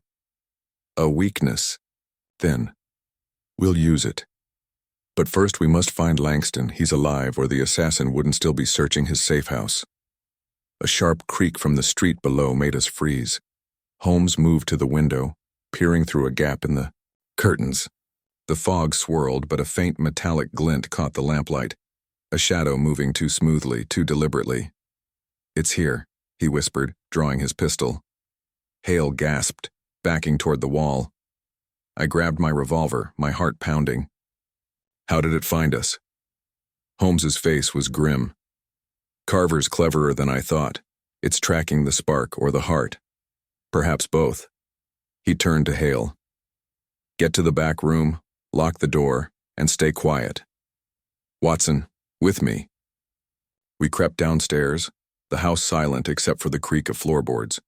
Mrs. Hudson was in her kitchen, oblivious to the danger. Holmes motioned for me to cover the door as he checked the windows. The metallic clank came again, closer now. Just outside, through the frosted glass of the front door, I saw a tall, angular shape, its red eyes glowing like embers in the fog. "Holmes," I hissed, my finger on the trigger. It's right there. He nodded, his voice calm but urgent. Don't shoot unless it moves. We need to draw it away from Hale in the heart. The door rattled, the lock straining as the assassin tested it. My pulse thundered, but Holmes was already moving, grabbing a heavy walking stick from the stand. He flung open the door, shouting, "Now, Watson!" We bolted into the street, the fog swallowing us as the assassin's head turned, its eyes locking onto us. It lunged, its brass limbs gleaming, moving with terrifying speed. I fired, the bullet sparking off its shoulder, but it didn't flinch. Holmes darted left toward an alley, and I followed, the assassin's footsteps clanging behind. The chase was a blur of fog and shadows, Baker Street's familiar corners twisting into a maze. Holmes led us through narrow passages, dodging carts and lampposts, the assassin never slowing. Its gears ground loudly, a sign it was pushing its limits. "The overheating," I shouted, remembering Hale's words. "Keep it moving." Holmes nodded, veering into a crowded market street. The noise of vendors and shoppers masked our steps, but the assassin plowed through, scattering crates. A faint hiss rose from its frame, steam or something like it, escaping its joints. It was working too hard, too fast. We ducked into another alley, the fog thicker here. Holmes stopped, pressing against a wall, his eyes scanning the mist. The clanking slowed, then stopped. Silence fell, broken only by the distant hum of the city. "It's retreating," Holmes whispered. "It can't sustain the chase." I leaned against the wall, catching my breath. "For now, but it'll be back." Holmes's expression was hard. "And we'll be ready. It's vulnerable." "Watson, we've seen it, now we use that." We returned to 221B, checking the street for any sign of the assassin. The house was untouched. Hale safe in the back room, though shaken. Holmes locked the clockwork heart and spark vial in his safe, his mind already racing ahead. "Carver knows we have them," he said. "He'll come for us again. But this gives us an edge." I sank into my chair, exhaustion settling in. "What's our next move?" Holmes lit his pipe, the smoke curling like the fog outside. "We find Langston. He's the last piece of Carver's plan, and ours. His notebook mentioned a contact in the East End, someone who supplied rare chemicals for the spark. We start there tomorrow." As the fire burned low, I couldn't shake the image of those red eyes now burned into Baker Street itself. Carver's game was tightening around us, and I wondered how many more moves we had before the assassin struck again. Chapter 9. The ticking menace. The morning broke gray and cold over Baker Street, the fog thinning just enough to reveal the damp cobblestones outside 221B. My sleep had been fitful, haunted by the Clockwork Assassin's glowing red eyes and the relentless grind of its gears. Sherlock Holmes, however, was already up, his lean frame bent over a map of London's East End, the clockwork heart and spark vial locked safely in his safe. Margaret Hale sat quietly in a corner, her face pale but resolute, sipping tea Mrs. Hudson had brought. "Watson," Holmes said, not looking up. "The assassin's weakness is clear now, overheating. It's a machine, bound by physical limits. But Carver's strength is his secrecy. We need to find Victor Langston before the trail goes cold." I rubbed my eyes, the weight of last night's chase still heavy. "You mentioned a contact in Langston's notebook. Someone in the East End?" Holmes nodded, tapping a circled address on the map. "A chemist named Amos Reed, in Spitalfields. Langston's notes say he supplied rare compounds for the spark. If anyone knows where Langston's hiding, it's him." Hale looked up, her voice soft but urgent. "Be careful, Mr. Holmes. If Carver's after Victor, he'll be watching anyone tied to the spark." Holmes's eyes flicked to her, a faint smile on his lips. "Caution is my trade, Miss Hale. Stay here. Keep the doors locked. We'll return by noon." We set out for Spitalfields, the city waking under a sullen sky. The East End was a tangle of narrow streets, crowded with market stalls and ragged children darting through the crowds. The air smelled of smoke and stale beer, and I kept my hand near my revolver, half expecting the assassin to emerge from every shadow. Reed's shop was a small, cluttered place tucked between a butcher and a pawn shop, its sign reading Reed's Apothecary and Chemicals. The window was grimy, displaying bottles of strange liquids and powders. Inside, the air was sharp with the tang of chemicals, shelves lined with jars and vials. A short, wiry man with a bald head and thick spectacles looked up from a ledger, his eyes narrowing as we entered. "Amos Reed?" Holmes asked, his tone sharp but polite. "I'm Sherlock Holmes. This is Dr. Watson. We're looking for Victor Langston." Reed's hands froze on the ledger, his face tightening. "Don't know any Langston. You've got the wrong place." Holmes stepped closer, his voice low. "Don't lie, Mr. Reed. We know you supplied chemicals for his experiments, rare ones, for a device called the Spark. He's in danger, and so are you if you don't help us." Reed's eyes darted to the door, then back to Holmes. "I don't want trouble. Langston came here, yes, but he stopped months ago. Said he was being watched, didn't want me involved. I haven't seen him since." Holmes pulled out one of the gears we'd found, setting it on the counter. "Recognize this? It's from a machine that's killed 2 men and is hunting a third. Langston's alive, and you know where he is. Tell us, or you'll be next." Reed paled, his fingers trembling as he touched the gear. All right. He came by last week, late at night. Looked like a ghost, said he was hiding in a warehouse in Poplar near the docks. Didn't give an address, just said it was by the old sugar refinery. That's all I know, I swear." Holmes nodded, pocketing the gear. "If anyone comes asking about Langston, you've never heard of him, understood?" Reed nodded, his eyes wide. As we left, I noticed a faint oil smear on the doorstep, barely visible in the morning light. "Holmes?" I whispered, pointing. "It's been here." He knelt, examining the smear. "Fresh. The assassin's tracking Langston's contacts just as we are. We need to move." Poplar was a short cab ride away, its docks bustling with workers unloading crates under the gray sky. The old sugar refinery was a crumbling brick building, its windows boarded, the air thick with the sweet rot of molasses. Nearby, a cluster of warehouses loomed, their doors rusted and padlocked. Holmes scanned the area, his eyes catching on a faint trail of oil leading to a small unmarked warehouse. "Langston's here," he said, his voice low. Or was. The warehouse door was ajar, creaking as Holmes pushed it open. Inside, the air was cold, the space filled with crates and old machinery. A faint glow came from the back, where a makeshift workbench held glass vials and wires, some pulsing with the same amber light as the Spark. Langston had been here, working in secret. Holmes moved to the workbench, his fingers tracing a blueprint labeled Clockwork Heart Mech 2. It showed improvements over the device we'd taken, a more compact design with notes about enhanced cooling. "He's alive," Holmes said, "and still perfecting his work." A low metallic grind cut through the silence, and my heart lurched. I spun, revolver drawn, as the assassin stepped from the shadows, its brass body gleaming, red eyes burning. It moved faster than before, its claws raised, gears screaming as it lunged. "Holmes," I shouted, firing. The bullet sparked off its arm, useless. Holmes grabbed the blueprint and a vial from the workbench, shoving me toward a side door. "Run!"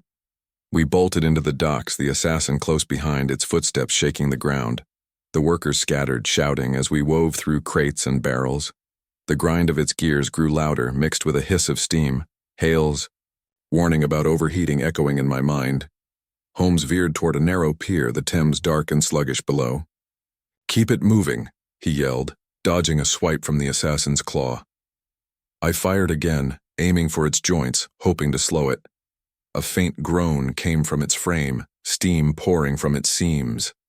"It's breaking," I shouted, my lungs burning. Holmes nodded, tossing the vial into the river. "A decoy," he whispered, pulling me behind a stack of crates. The assassin paused, its eyes scanning the water, then turned, its movements sluggish. With a final hiss, it staggered, gears grinding to a halt and collapsed, steam rising from its lifeless frame. We approached cautiously, Holmes examining the machine. "Overheated, just as Hale said. But this is only one. Carver may have more." I panted, my hands shaking. "Langston's blueprint, it's the heart, isn't it?" Holmes nodded, clutching the paper. "And our best chance to stop Carver. Langston's out there, Watson. We find him, we end this." As we left the docks, the assassin's red eyes dimmed behind us, but the ticking menace of Carver's plan loomed larger than ever. Chapter 10. A Trail of Gears. The air in Poplar was thick with the smell of river mud and coal smoke as we left the fallen Clockwork Assassin behind, its brass frame steaming on the pier. My heart still raced, the echo of its grinding gears lingering in my ears. Sherlock Holmes clutched Langston's blueprint, his sharp eyes scanning the fog-drenched docks for any sign of pursuit. The assassin was down, but the shadow of Carver loomed larger, his plan still a puzzle we hadn't fully cracked. "Watson," Holmes said, his voice low. This was no victory. That machine was a pawn, one of many. Carver's playing a deeper game and Langston holds the key. I nodded, my revolver heavy in my hand. The blueprint, Langston's improved clockwork heart. If we can find him, we can stop Carver from building more of those things. Holmes folded the blueprint into his coat, beside the spark vial and the original heart. Exactly. Langston's alive and he's close. The assassin was here for him, not us. We follow his trail before it goes cold. We moved quickly through the docks, the fog curling around us like a living thing. The warehouse had given us a lead. Langston's notes mentioned a safe contact in Shadwell, a dockworker named Tom Brody who handled deliveries for his experiments. Holmes reasoned Brody might know where Langston was hiding. Shadwell was a grim maze of warehouses and taverns, the Thames lapping at its edges. We found Brody in a smoky pub called the Rusty Hook, a burly man with a scarred face and hands stained with tar. He eyed us warily as we approached, setting down his pint. "You Tom Brody?" Holmes asked, his tone sharp but calm. "We're looking for Victor Langston. He's in danger, and you know where he is." Brody's eyes narrowed, his hand tightening on his glass. "Don't know no Langston, you've got the wrong man." Holmes leaned closer, his voice like steel. "Don't waste my time, Mr. Brody. You delivered chemicals to his warehouse in Poplar. A machine just attacked it. A machine that kills. Tell us where Langston is or you'll be answering to Scotland Yard." Brody's face paled, and he glanced around the pub, lowering his voice. "All right, keep it down. Langston came to me 2 nights ago, scared out of his wits. Said someone was after his work. He's holed up in a barge on the river near Execution Dock. Old thing called the Iron Mary. That's all I know." Holmes slipped him a coin. "If anyone asks, you never saw us." Outside, the fog thickened, the river a dark ribbon through the city. Execution Dock was a short walk, its grim history of hangings hanging over it like the mist. We found the Iron Mary, a rusted barge moored among others, its deck cluttered with crates. A faint light glowed from below and Holmes motioned for silence as we crept aboard. The hatch creaked as we descended into the hold. Inside, the air was damp, smelling of oil and metal. A small lamp lit a makeshift workbench covered with tools, wires, and a half-built device that looked like a smaller clockwork heart. Victor Langston sat hunched over it, his face gaunt, his hands trembling as he worked. He jumped as we entered, grabbing a wrench like a weapon. "Who's there?" he demanded, his voice hoarse. "Sherlock Holmes and Dr. Watson," Holmes said, stepping into the light. "We're here to help, Mr. Langston. Carver's assassin is hunting you, and we have what it wants." Langston's eyes widened as Holmes showed him the spark vial and the clockwork heart. You found them." "How?" "No time," Holmes said. "The assassin's been to your warehouse. It's down for now, but Carver will send another. Tell us about the heart, how it works and what Carver wants with it." Langston sank onto a crate, his hands shaking. "The spark is power, raw, limitless, but it's unstable, burns out machines without control. The clockwork heart regulates, it makes it usable. I was perfecting a new version, smaller, stronger, with better cooling. Carver wants it to power his machines, an army of them, he said. A new world under his control." I felt a chill. "An army? Of those assassins?" Langston nodded. "He's got a workshop somewhere in London. I don't know where, but he's building more. Vane made the gears, Warwick designed the engines, Hale refined the controls. I was the last piece, the heart. He's killing us to keep it secret. Holmes's eyes narrowed. And the gears we found? They're from your design? Some, Langston said, glancing at the gear Holmes held. But Carver's changed them, made them stronger. His machines are faster, deadlier. He's close to finishing, I know it. A sudden clank echoed from above, sharp and metallic. I gripped my revolver, my heart pounding. It's here, I whispered. Holmes drew his pistol, motioning Langston to stay low. Stay quiet, Watson, with me. We crept to the hatch, peering onto the deck. The fog was thick, but 2 red points glowed through it, moving closer. Another assassin, its brass frame glinting, stepped onto the barge, its claws scraping the wood. Its gears ground loudly, a sign it was pushing hard. Overheat it, Holmes whispered, grabbing a crate. We draw it out. We shoved the crate onto the deck, the noise drawing the assassin's attention. It lunged faster than the last, its claws slashing through the fog. I fired, aiming for its joints, while Holmes darted to the side, tossing another crate into its path. The assassin smashed through it, steam hissing from its frame. Keep moving, Holmes shouted, leading it toward the river's edge. The assassin's movements grew jerky, its gears screaming as steam poured from its seams. With a final groan, it staggered and fell, its red eyes dimming as it hit the water with a splash. Langston emerged, his face ashen. You stopped it, but there'll be more. Holmes nodded, his expression grim. Carver's trail is clearer now. A workshop, gears, an army. We take the fight to him, Mr. Langston. Where would he build such machines? Langston hesitated, then said, There's a place, an old factory in Stepney. I heard Vane mention. It once said Carver had machines there. It's all I know. Holmes clapped his shoulder. Good man. Come with us to Baker Street. You're not safe here. As we left the barge, the fog closed in, the river swallowing the assassin's remains. Langston's words echoed in my mind. An army of machines, a new world under Carver's control. The trail of gears was leading us closer, but the ticking menace of his plan grew louder with every step. Chapter 11. The Hidden Workshop. The fog clung to the Thames like a ghost as we escorted Victor Langston from the battered barge in Shadwell back to Baker Street. The night was cold, the air sharp with the scent of river water and coal dust. My nerves were raw, the memory of the second Clockwork Assassin's glowing red eyes and grinding gears still fresh. Sherlock Holmes, however, was a coiled spring, his mind racing with the new lead. A factory in Stepney where Carver might be building. His army of machines. Langston, gaunt and trembling, clutched a small satchel of notes, his fear palpable, but his resolve holding. At 221B, Margaret Hale greeted us with wide eyes, her relief at seeing Langston alive tempered by the tension in the room.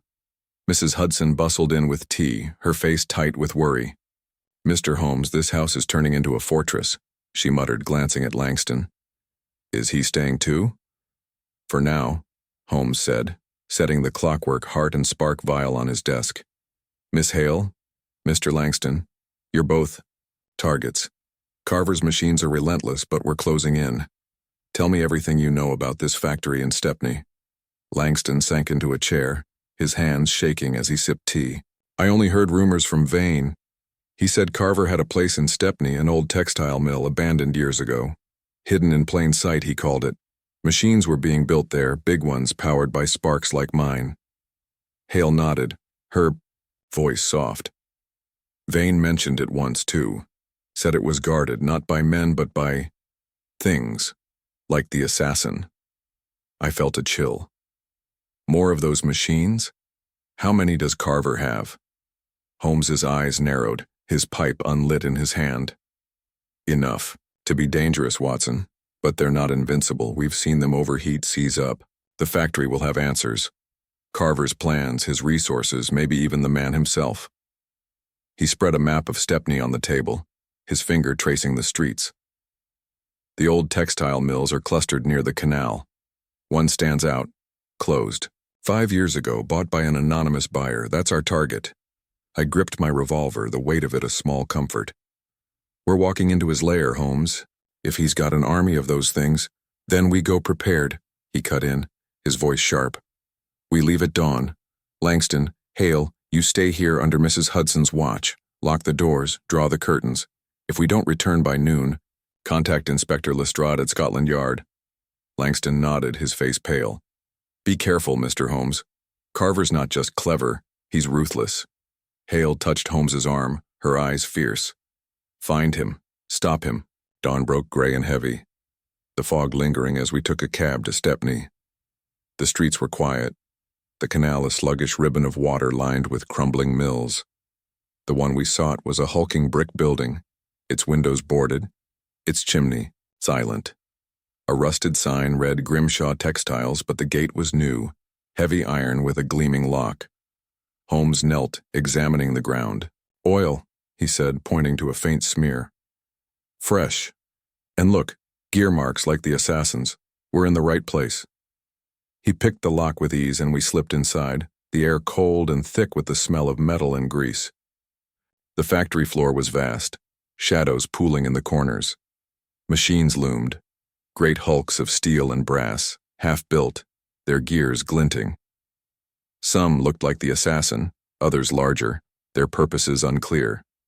Sparks glowed in glass casings, pulsing like the vial in Holmes's coat. Carver's workshop, Holmes whispered, his eyes scanning the room. He's building an army, just as Langston feared. We moved deeper, my revolver drawn, every creak making my heart race. A faint hum filled the air, like the heartbeat of the factory itself. Holmes stopped at a workbench covered with blueprints and tools. He picked up a sheet, his brow furrowing. These are advanced. Control systems, power relays. Carver's not just building assassins. He's designing something massive. A loud clank echoed from the far end of the factory, followed by a low grind. I spun, my revolver raised as two red points glowed in the shadows. Another assassin stepped forward, its brass frame taller than the last, its claws sharper. Behind it, another appeared, then a third, their eyes burning through the gloom. Holmes, I shouted, backing away. Overheat them, he yelled, grabbing a wrench from the workbench and hurling it at the nearest machine. It struck with a clang, sparking off its chest, but the assassin kept coming, its gears screaming. We ran, weaving through the machines, the assassins close behind. I fired, aiming for their joints, but the bullets barely slowed them. Holmes darted toward a steam pipe, twisting a valve until it hissed, filling the air with hot vapor. Force them into the steam, he shouted. I followed, my lungs burning, as we ducked through the mist. The assassins followed, their gears grinding louder, steam seeping into their frames. One staggered, its movements jerky, then collapsed with a groan, steam pouring from its seams. The others slowed but didn't stop, their red eyes locked on us. We reached a heavy door at the factory's rear, barred from the inside. Holmes shoved it open, revealing a narrow stairwell leading down. The sewers, he said, pulling me inside. It's our only way out.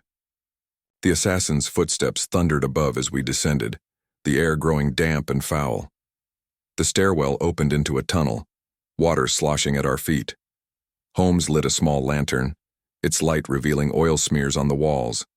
The assassins' trail. They used the sewers to move, he said, his voice echoing. Carver's planned this well. We followed the tunnel, the clanking fading but never gone. After what felt like hours, we emerged near the canal, the factory a dark shape, in the fog. My clothes were soaked, my hands trembling, but Holmes was already thinking ahead. Carver wasn't there, he said, his face grim. But we have his blueprints, and we know his machine's weakness. We need to find him before he rebuilds. I panted, leaning against a wall. And Langston. Hale? They're not safe at Baker Street if those things can track us. Holmes nodded, his eyes hard. We return now. Carver's closing in and we're running out of time. As we hailed a cab, the fog seemed to pulse with menace, the hidden workshop's secrets heavy in our hands. The trail of gears was leading us closer to Carver. But the ticking of his machines grew louder, and I feared we were walking into a trap. Chapter 12. A study in mechanics. The fog was a thick veil over Baker Street as our cab rattled to a stop outside 221B. the early morning air sharp with cold. My clothes were still damp from the sewers, my nerves frayed from our escape from the Stepney factory. The blueprints from Carver's workshop, now tucked inside Holmes's coat, felt like a weight heavier than the spark vial or the clockwork heart. Sherlock Holmes, however, was alight with focus, his sharp eyes scanning the street for any sign of the assassin's red glow. "Watson," he said as we climbed the stairs, "Carver's machines are marvels, but they're flawed. The overheating, the oil trails, these are cracks in his design. We'll use them to bring him down." Inside, the warmth of the fire was a stark contrast to the chill outside. Margaret Hale and Victor Langston sat by the hearth, their faces tense. Mrs. Hudson hovered nearby, her usual bustle replaced by nervous glances at the windows. "Thank heavens you're back," she said. "It's been quiet, but Miss Hale thought she heard something outside, an odd noise, like metal." Holmes's eyes narrowed. "When?" "An hour ago," Hale said, her voice unsteady. A grinding sound, faint, from the alley. I didn't dare look. Langston stood, his gaunt face pale. "It's after us, isn't it? The assassin?" Holmes set the blueprints on his desk beside the spark vial and clockwork heart. "Possibly, but we've struck a blow, Mr. Langston. We found Carver's workshop in Stepney, a factory of machines powered by sparks like yours. These blueprints show his designs, and they're not perfect." He spread the papers, revealing detailed sketches of the assassin's structure, gears, joints, and a central core like the clockwork heart. Langston leaned over, his eyes widening. This is my design, but modified. Stronger alloys, tighter gears. He's improved the heart, made it more efficient." Hale joined him, her fingers tracing a diagram. "But the cooling system's still weak. Look, here, the vents are too small for prolonged use. That's why they overheat." Holmes nodded, his pipe unlit in his hand. "A study in mechanics, then. The assassin's strength is its precision, but its weakness is endurance. If we can force it to overexert, we can stop it. But Carver's the real threat. These blueprints suggest a larger machine, something beyond the assassin's." I felt a chill, my hand resting on my revolver. "Larger? Like what?" Langston's voice was grim. "A master machine, maybe. Something to control the others, powered by multiple sparks. If Carver's building that, he could dominate entire cities." Holmes's eyes gleamed, ambitious and dangerous. "We need to find him before he completes it. Mr. Langston, Miss Hale, any hint of where Carver might be? A base, a hideout?" Langston shook his head. He was always careful, met us in public places, cafes, parks, never the same spot twice. But Vane once mentioned a patron backing Carver, someone with money. "A factory like that needs funds." Hale nodded. "Vane said the patron was high up, maybe in government or industry. Someone with power." Holmes paced, his mind racing. "A patron explains the resources, the rare metals, the chemicals. We need a name. Watson, we'll visit Scotland Yard at first light. Lestrade may have records of wealthy men tied to suspicious projects." A faint clank from outside stopped him mid-stride. We froze, the room silent except for the fire's crackle. I crept to the window, peering through a gap in the curtains. The fog swirled, but a shadow moved in the alley across the street, tall, angular, with a faint red glow. "It's here," I whispered, drawing my revolver. Holmes grabbed his pistol, motioning Hale and Langston to the back room. "Stay quiet. Watson, we draw it away from the house." We slipped downstairs, Mrs. Hudson's worried face watching from the kitchen. The front door creaked as we stepped into the fog, the air cold and damp. The clank came again, closer, from the alley. Holmes led the way, his pistol ready, his steps silent on the cobblestones. The assassin emerged from the mist, its brass frame gleaming, red eyes burning. This one was different, larger, its claws sharper, its gears quieter. Carver had improved. I fired, the bullet sparking off its chest, but it lunged faster than before. Holmes dodged, pulling me into a narrow passage. "Keep it moving," he shouted, tossing a loose cobblestone at its head. The assassin swiped, missing us by inches, its gears grinding louder. Steam hissed from its joints, a sign it was pushing its limits. We ran through the maze of alleys, the assassin close behind, its claws scraping walls. Holmes led us toward a construction site, where a half-built warehouse stood, its beams and scaffolding a tangle of obstacles. "Force it through!" he yelled, climbing a scaffold. I followed, my lungs burning, firing over my shoulder. The assassin climbed after us, its weight shaking the structure. Steam poured from its vents, its movements growing jerky. With a final groan, it seized, one claw raised and toppled backward, crashing to the ground in a heap of sparking metal. Panting, I leaned against a beam. "That's 3 down, Holmes. How many more can he have?" Holmes examined the wreck, his face grim. "Fewer now, but this one was stronger, more refined. Carver's learning, Watson. We need to move faster." We returned to 221B, the fog thicker now, the city silent. Hale and Langston were safe, but shaken. Holmes locked the blueprints in his safe, his mind already on the next step. "Scotland Yard at dawn," he said. "We find Carver's patron, we find him." As I sank into my chair, the ticking of the clock seemed louder, like the gears of Carver's machines. The assassins were falling, but each was stronger than the last, and I feared the mechanics of his plan were far from solved. Chapter 13. The assassin's mark. The fog lingered over Baker Street as dawn crept in, casting a pale glow through the curtains of 221B. My body ached from the chase through the construction site, the image of the latest Clockwork Assassin, stronger, sleeker, its red eyes burning, still vivid in my mind. Sherlock Holmes stood by his desk, the spark vial, clockwork heart, and Carver's blueprint spread before him like pieces of a deadly puzzle. Margaret Hale and Victor Langston sat nearby, their faces drawn, the weight of their hunted lives heavy in the room. "Watson," Holmes said, his voice sharp despite the hour. "Carver's machines are evolving, but his pattern is clear. He strikes at those tied to the spark and the heart. We've stopped 3 assassins, but his patron, whoever funds this madness, is the key. Scotland Yard may have answers." I rubbed my eyes, the night's tension lingering. "A patron in government or industry," Hale said. "That's a wide net, Holmes. How do we narrow it?" He tapped the blueprints, his eyes gleaming. "Details, Watson. The materials, rare alloys, specialized chemicals, require wealth and connections. Lestrade's files might point to someone with the means to bankroll Carver's factory." A faint creak from downstairs made us freeze. Mrs. Hudson's voice followed, soft but urgent. "Mr. Holmes, there's a boy here, a messenger from Scotland Yard, says it's important." Holmes nodded, motioning her to send him up.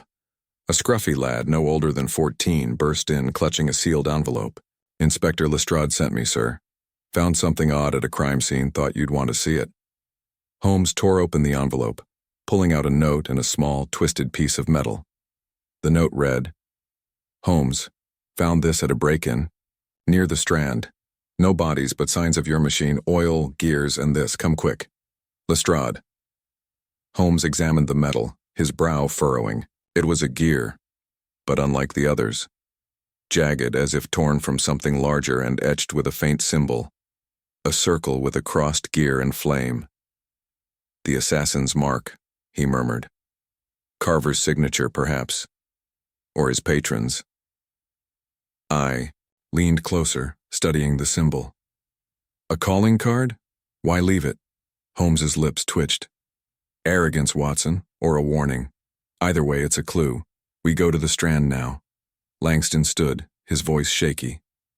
"If Carver's there, you'll need me. I know the heart's design, its weaknesses." Holmes shook his head. "You and Miss Hale stay here. You're too valuable to risk. Watson and I will handle this." Hale gripped Langston's arm, her eyes fierce. "Be careful, Mr. Holmes. That mark, it's new. Carver's changing the game." We left 221B, the fog still thick, the city waking, under a gray sky. The Strand was bustling despite the early hour, its shops and offices alive with clerks and vendors. Lestrade met us outside a small engineering firm, its door splintered, windows shattered. "Holmes," he said, his mustache twitching, This place was hit last night. No theft, no bodies, just chaos, and that metal piece. Inside, the office was a wreck. Desks overturned, blueprints scattered, oil smears on the floor. Holmes knelt, examining a trail of scratches leading to a back room. "The assassin was here," he said, pointing to a faint gear mark on the wall, matching the symbol on the metal piece. "It was searching, not killing. For what?" Lestrade handed him a ledger, its pages torn. "Found this. Belongs to the firm's owner, a man named Harold Cresswell. Specializes in rare metals. Nickel, zinc, the kind you said your gears are made from." Holmes flipped through the ledger, his eyes scanning. "Cresswell's been supplying someone. Large orders, paid in cash, no name. Look at this. Deliveries to a warehouse in Bermondsey, not far from Stepney. Our patron, perhaps." I felt a chill. Another workshop, or Carver's real base? Holmes pocketed the ledger, his face grim. "We'll find out. Lestrade, keep your men here. If the assassin returns, don't engage, watch and report." We took a cab to Bermondsey, the fog thinning as the sun rose. The warehouse was a squat brick building by the river, its windows dark, a heavy chain on the gate. Holmes examined the lock, finding faint oil traces. "It's been here," he said, picking the lock with a quick twist. Inside, the warehouse, was a maze of crates and machines, larger than those in Stepney. Sparks glowed in glass casings and a low hum filled the air like a sleeping beast.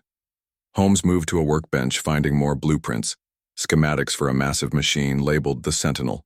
Its core resembled the Clockwork Heart, but scaled up, designed to control multiple assassins. "This is Carver's endgame," Holmes said, his voice low. "A master machine powered by sparks, controlled by a single heart. With this he could rule London." A loud clank echoed from the shadows, and I spun, revolver drawn. Red eyes glowed. 2, then 4, then 6. 3 assassins stepped forward, their brass bodies gleaming, each bearing the gear and flame mark on their chests. They were faster, sleeker, their gears near silent. "Holmes!" I shouted, firing. The bullets sparked, doing little. Holmes grabbed a crowbar, hurling it at the nearest assassin's head. It staggered, but the others advanced, claws raised. "Overheat them!" Holmes yelled, sprinting toward a steam valve on the wall. He twisted it, filling the room with hot vapor. I followed, firing at their joints, aiming to slow them. The assassins pushed through the steam, their gears grinding, steam hissing from their vents. We dove behind a crate, the assassin's claws slashing inches away. One seized, its gears locking, and collapsed. But the others kept coming, their eyes burning through the mist. Holmes pulled a vial of chemicals from the workbench, tossing it into the steam. It exploded in a flash of heat, forcing the assassins back. "Run!" he shouted, pulling me toward a side door. We burst into the foggy street, the clanking fading as the assassins struggled in the steam. My lungs burned, but we didn't stop until we reached a crowded market, blending into the throng. Panting, Holmes clutched the blueprints. "We've seen his plan, Watson. The Sentinel, Carver's building a machine to control them all. We need to find him before it's complete." I nodded, my heart racing. "And the mark? It's on every machine now." Holmes's eyes darkened. "It's his signature, his pride. It'll lead us to him. But first we protect Langston and Hale. They're the last ones who can stop this." As we hailed a cab back to Baker Street, the fog seemed to pulse with the assassin's mark, a warning that Carver's game was far from over. Chapter 14. Whispers of Conspiracy. The fog clung to Baker Street like a shroud as our cab pulled up to 221B, the morning still dark and heavy. My hands trembled from our narrow escape in Bermondsey, the image of 3 clockwork assassins, each marked with the gear and flame symbol, burned into my mind. Sherlock Holmes clutched the stolen blueprints, his face set with a fierce determination. The Sentinel, Carver's master machine, loomed in my thoughts, a threat that could reshape London under his control. Inside, the fire crackled, but the warmth did little to ease the tension. Margaret Hale and Victor Langston sat close to the hearth, their faces pale. Mrs. Hudson hovered, her usual cheer replaced by a tight-lipped worry. "You're back," she said, eyeing us. "Heard noises again, scraping like metal on stone." I kept the doors locked. Holmes's eyes narrowed. "When?" "Just before you arrived," Hale said, her voice shaky. I looked out the window, nothing. But fog, but I swear something moved in the alley. Langston stood, his hands clenched. "It's Carver's machines. They're hunting us, aren't they?" Holmes set the blueprints on his desk beside the spark vial and clockwork heart. "They're hunting, yes, but we've gained ground. These plans reveal Carver's endgame, a machine called the Sentinel, designed to control an army of assassins. It's powered by sparks and a master heart, and you two are the last who know its secrets." I sank into my chair, my revolver still heavy in my pocket. "Holmes, those assassins were stronger, faster. And that mark, the gear and flame, it's on all of them now. What does it mean?" Holmes lit his pipe, the smoke curling as he paced. "It's a signature, Watson. Carver's or his patrons. It's not just pride. It's a message, a claim of power.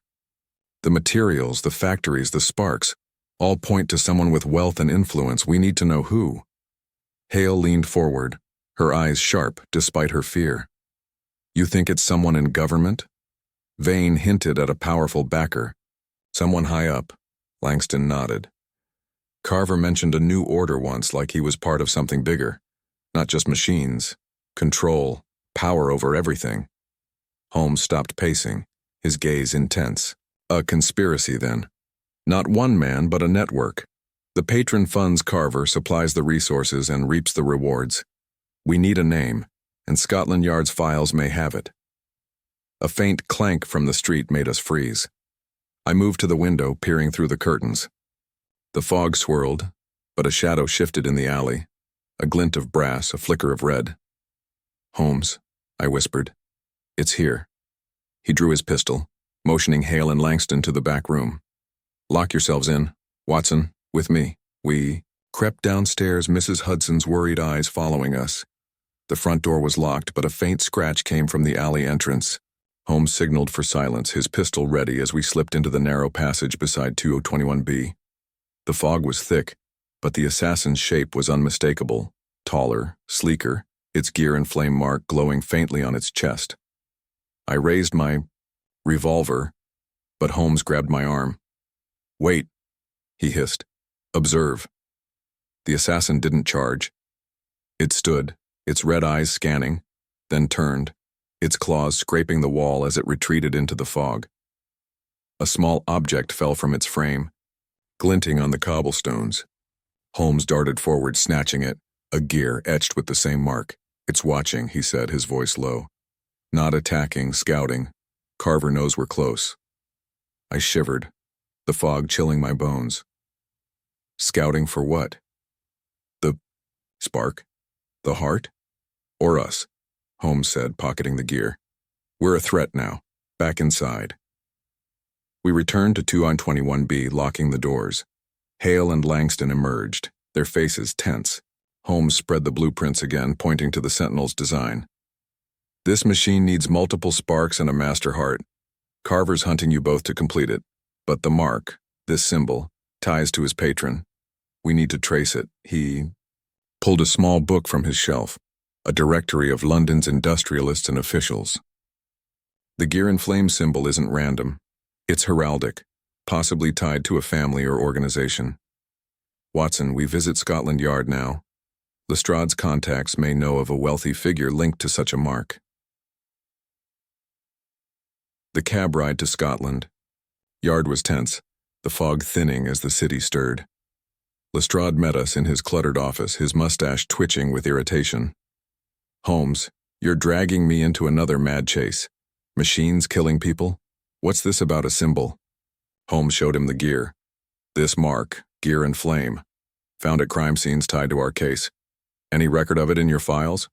A businessman? A lord? Anyone with influence?" Lestrade frowned, taking the gear.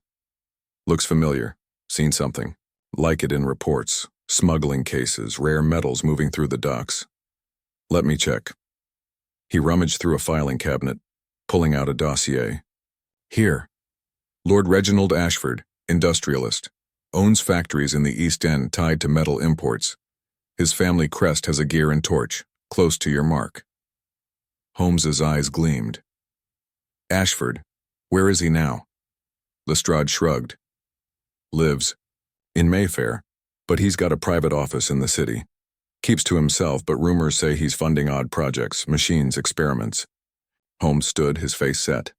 We visit his office. If Ashford's Carver's patron, he's the key to this conspiracy.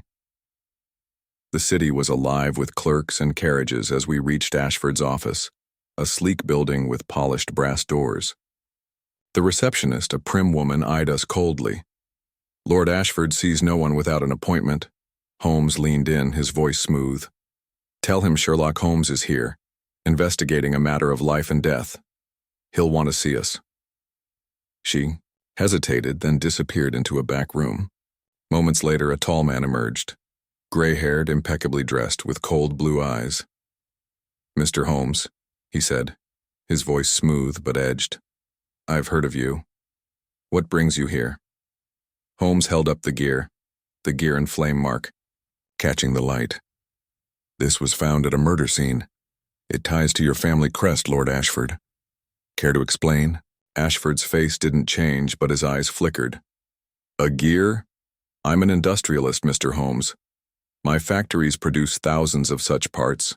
You're chasing shadows. Holmes's smile was thin. Shadows that kill, Lord Ashford. Men are dead, and machines bearing your mark are hunting others. Who is Carver? Ashford's jaw tightened. I don't know any Carver. You're mistaken.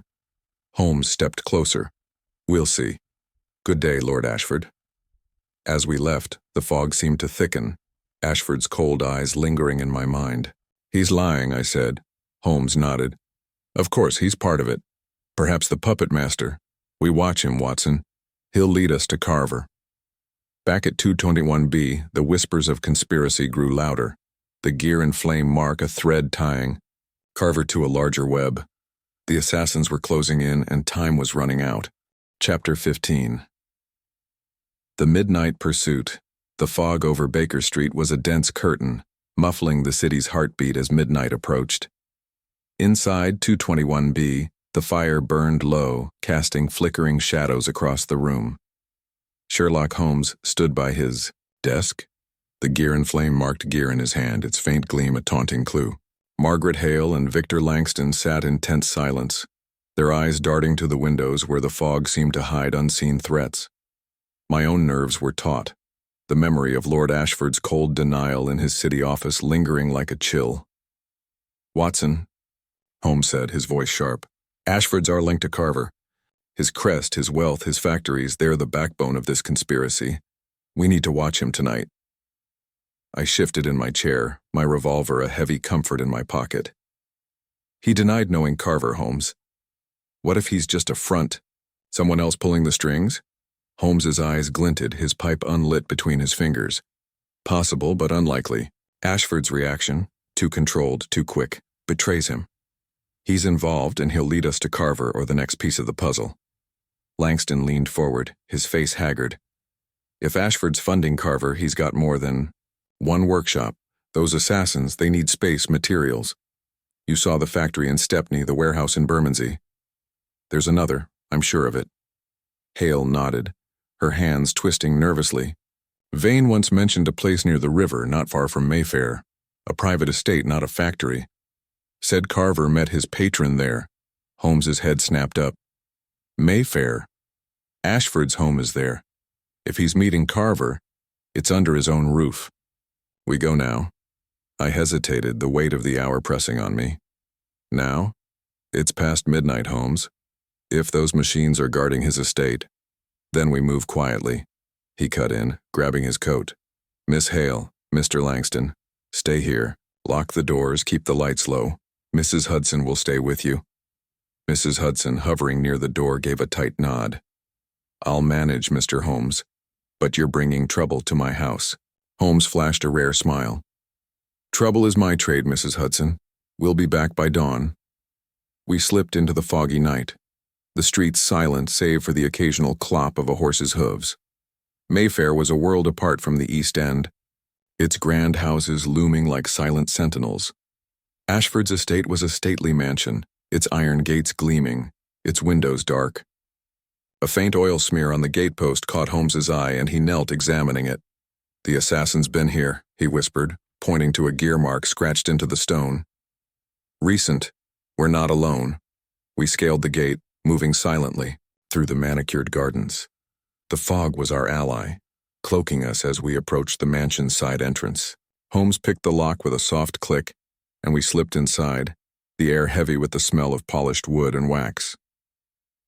The house was eerily quiet, its halls lined with portraits and gilded mirrors. Holmes moved like a shadow, his pistol drawn, following faint oil traces on the floor. They led to a heavy oak door at the back of the house, slightly ajar. A low hum came from within, like the pulse of a machine. Holmes pushed the door open, revealing a hidden staircase descending into darkness. "Carver's here," he whispered. "Or his work is." We crept down, the air growing colder, the hum louder.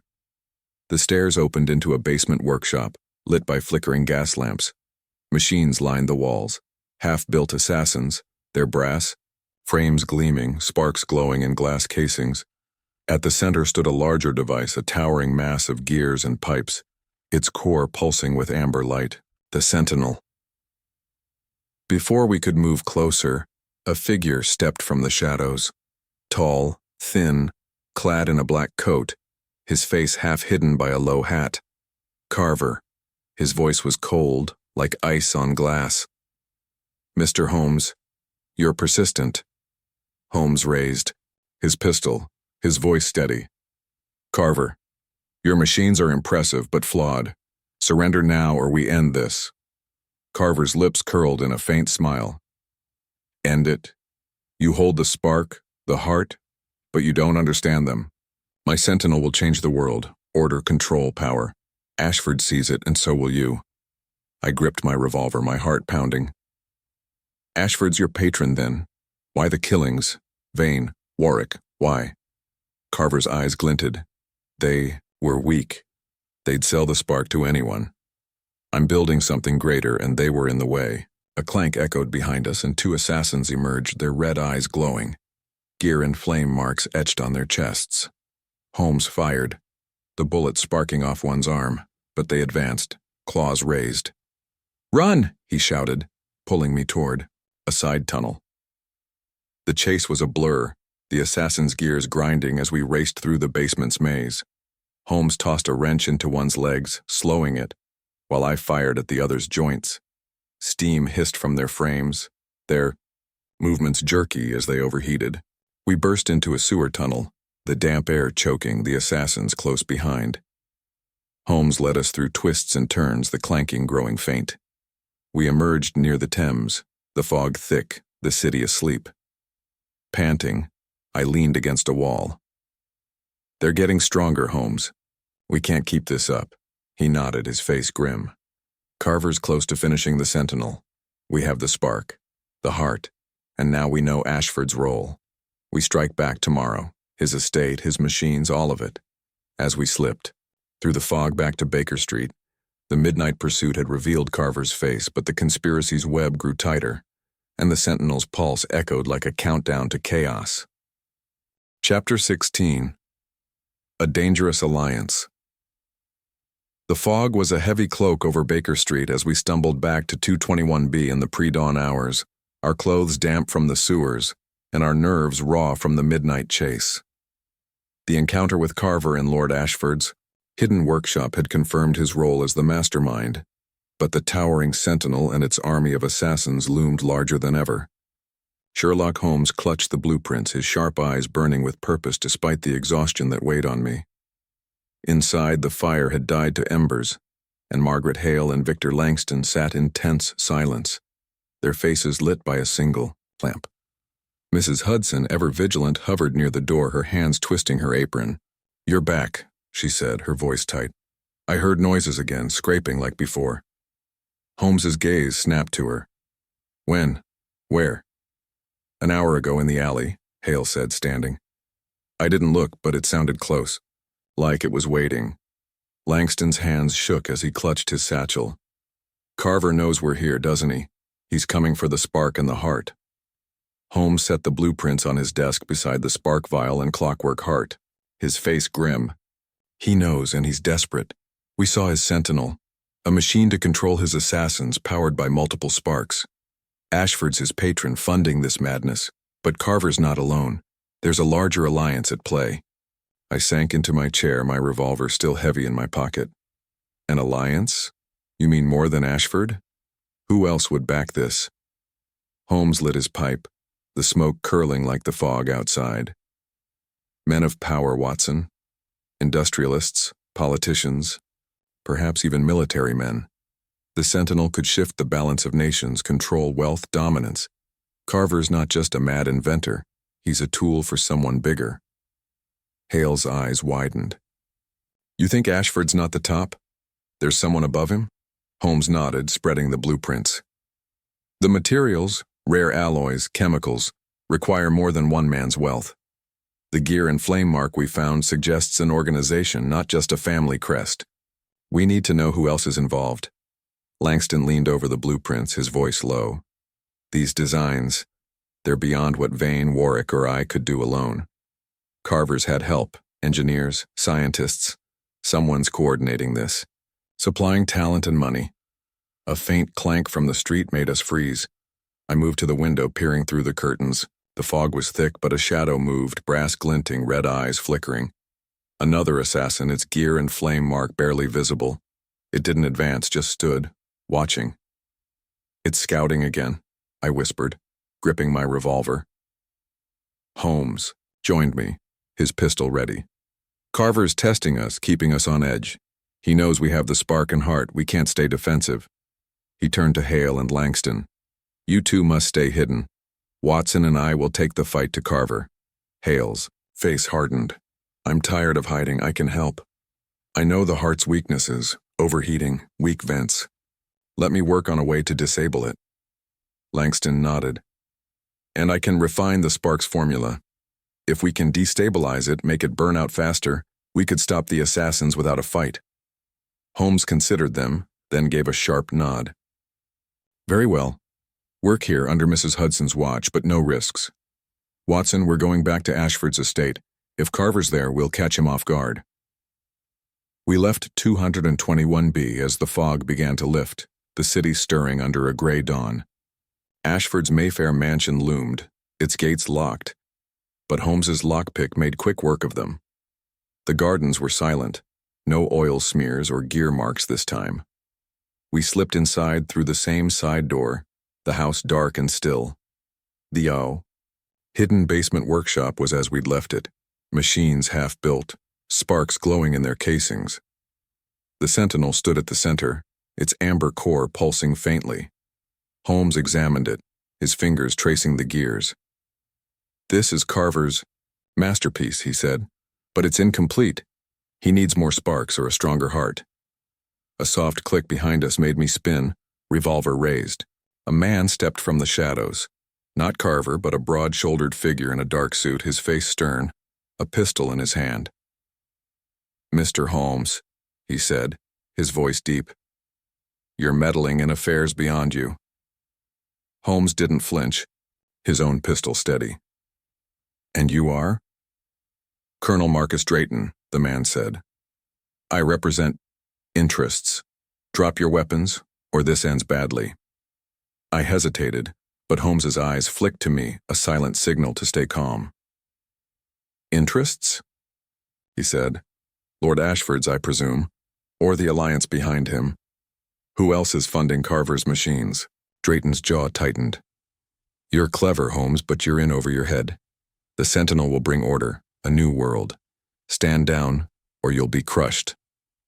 A loud clank interrupted, and an assassin burst through a side door, its red eyes locking onto us. Drayton cursed, firing at it, but the bullet sparked uselessly. Holmes grabbed my arm, pulling me toward the Sentinel. Use it! He shouted, twisting a valve on the machine. Steam hissed, the Sentinel's core flaring bright. The assassin lunged, but the heat overwhelmed it, its gears seizing as it collapsed in a steaming heap. Drayton fled, disappearing into the basements, tunnels. We ran, the mansion's alarms now ringing. Outside, the fog cloaked our escape, but Drayton's words echoed, a new world, an alliance. Back at 221B, Hale and Langston were working, their faces lit with determination. Hale had sketched a device to overheat the assassin's hearts, while Langston mixed chemicals to destabilize the spark. Holmes spread the blueprints, his face grim. Drayton's military, Ashford's industrial, Carver's the engineer. This alliance is bigger than we thought, Watson. We need to break it before the Sentinel wakes. Chapter 17. The Puzzle of the Cogwheel. The fog clung to Baker Street like a stubborn shadow, its chill seeping through the windows of 221B as the early morning hours ticked by. My hands still shook from our encounter with Colonel Drayton and the assassin in Lord Ashford's hidden workshop, the weight of their New World conspiracy pressing heavy on my mind. Sherlock Holmes stood by his desk, the spark vial, clockwork heart, and Carver's blueprint spread before him, each a piece of a deadly puzzle. Margaret Hale and Victor Langston worked nearby, their faces lit by lamplight as they tinkered with a device to sabotage the assassin's hearts. The air was thick with tension, the faint hum of their tools mixing with the crackle of the fire. "Watson," Holmes said, his voice sharp despite the hour. "Drayton's military connections confirm the alliance is vast. Ashford's wealth, Carver's genius, and now a soldier's discipline. The Sentinel is their endgame, but the gear and flame mark is the key. It's not just a symbol, it's a signature of their network." I rubbed my brow, exhaustion battling my nerves. "A network of who, Holmes? Industrialists, generals? How deep does this go?" He held up the latest gear we'd found, its gear and flame mark glinting. "Deep enough to threaten London. This mark ties them together. We need to trace its origin, find the source of these gears." Hale looked up from her sketch, her pencil, pausing. "The gears are custom, like Vane's work, but refined. Whoever's making them now has better tools, more money. A factory, not a small workshop." Langston nodded, stirring a vial of chemicals. "And the spark. It's not just power, it's a catalyst. If they're building more, they need a steady supply of rare compounds. Someone's sourcing them." Holmes's eyes gleamed, his pipe unlit in his hand. "Exactly. The cogwheel is the puzzle's center, literally and figuratively. These gears aren't just parts, they're a trail. We follow them to the supplier, we find the heart of the alliance." A soft knock interrupted us. Mrs. Hudson entered, her face pale. "Mr. Holmes," a letter came, slipped under the door, no sender. "It's odd." Holmes took the envelope, his fingers deft as he tore it open. Inside was a single sheet, the handwriting mechanical, like the notes we'd seen before. It read, "The cogwheel turns. You hold the heart, but the flame will burn. You surrender, or the city falls." "See?" I felt a chill. "Carver, he knows we're close." Holmes's lips twitched in a grim smile. "He's desperate, Watson. Threats mean fear. He's losing control." He folded the note, tucking it away. "We need to move. Langston, your notes mentioned a supplier in Deptford, rare chemicals for the spark. Who?" Langston hesitated, his face drawn. "A man named Silas Crowe. Runs a chemical works by the docks. I never met him, but Vane said he was Carver's go-to for supplies. Dangerous type, keeps armed guards." Holmes nodded, grabbing his coat. "Deptford, then. Watson, bring your revolver. Miss Hale, Mr. Langston, finish your device. If it can disable the assassins, we'll need it soon." Hale's eyes were fierce. "It's almost ready. A pulse emitter. Overloads the hearts. Gears. Forces them to seize. Give us a few hours." We left 221B, the fog thinning as dawn crept over the city. Deptford was a gritty sprawl of docks and factories, the air thick with smoke and the tang of chemicals. Crowe's Chemical Works was a hulking building by the river, its chimneys silent but its gates guarded by two burly men with clubs. Holmes scanned the area, noting oil smears on the gatepost. "The assassin's been here," he whispered, pointing to a faint gear mark etched into the brick. Crow's part of the alliance. We slipped around the side, finding a rusted service door. Holmes picked the lock and we entered a cavernous warehouse filled with barrels and vats, the air sharp with the smell of sulfur and acid. Crates marked with the gear and flame symbol were stacked high, some labeled spark compounds. Holmes moved to a desk, rifling through papers. Invoices, he said, scanning them. Deliveries to Ashford's estate, the Stepney factory, and a new location, an old shipyard in Greenwich. Crow's supplying more than chemicals, gears, alloys, everything Carver needs. A loud clank echoed from the warehouse's far end, and I spun, revolver drawn. Red eyes glowed in the shadows. A single assassin, its brass frame gleaming, the gear and flame mark prominent on its chest. It moved slowly, as if scouting, its claws flexing. "Holmes," I hissed, aiming. "It's here." He grabbed a vial from a nearby crate, tossing it at the assassin's feet. It shattered, releasing a cloud of acrid smoke. The assassin staggered, its gears grinding, but it didn't stop. "Run!" Holmes shouted, pulling me toward a side exit. We raced through the warehouse, the assassin close behind, its claws slashing crates. Holmes grabbed another vial, hurling it into a vat. A flash of heat erupted, steam filling the air. The assassin's gears screamed, steam pouring from its vents as it seized, collapsing in a heap. Panting, I leaned against a wall. "That's 4 down. But they keep coming." Holmes nodded, his face grim. "Crow's the link. He's supplying the cogwheels of Carver's plan. We need to confront him." We found Crow in a small office, a wiry man with sharp eyes and a nervous twitch. He froze as we entered, his hand reaching for a drawer. Holmes raised his pistol. "Don't, Mr. Crow. We know you're supplying Carver, gears, chemicals, the spark. Who's behind him? Ashford? Drayton? Someone else?" Crow's eyes darted, but he forced a smile. "You're mistaken, Mr. Holmes. I'm just a businessman." Holmes tossed the gear and flame-marked gear onto his desk. "This says otherwise. Talk, or Scotland Yard tears this place apart." Crow's smile faded. "You don't understand what you're up against. Carver's not the top. Ashford, Drayton, they're pieces. The real power, he's untouchable. Calls himself the Flame. That's all I know." Holmes leaned closer.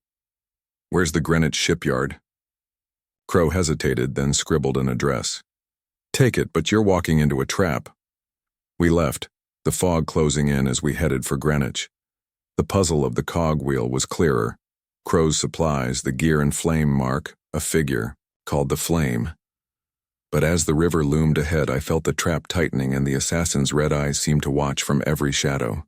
Chapter 18. Beneath the streets of London, the fog swirled over the Thames as our cab rattled toward Greenwich, the address from Silas Crow burning in Holmes's pocket. My heart still raced from our narrow escape at Crow's chemical works, the assassin's red eyes and the gear and flame mark etched in my mind. Sherlock Holmes sat silent, his sharp features taut, the blueprints, spark vial, and clockwork heart hidden under his coat. The name The Flame echoed in my thoughts, a shadowy figure above Carver, Ashford, and Drayton, the true architect of this deadly conspiracy. "Watson," Holmes said, his voice low. "Crow's fear was real.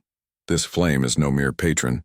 He's the mind behind the Sentinel, the one pulling the strings. The Greenwich shipyard is our next move, but it's a trap, as Crow warned." I gripped my revolver, the cold metal steadying my nerves. "A trap we can't avoid, Holmes. If the Sentinel's there, we have to stop it. But what's beneath all this? Why the assassins? The sparks?" Holmes's eyes glinted in the dim cab light. "Power, Watson. The Sentinel could control cities, armies, nations.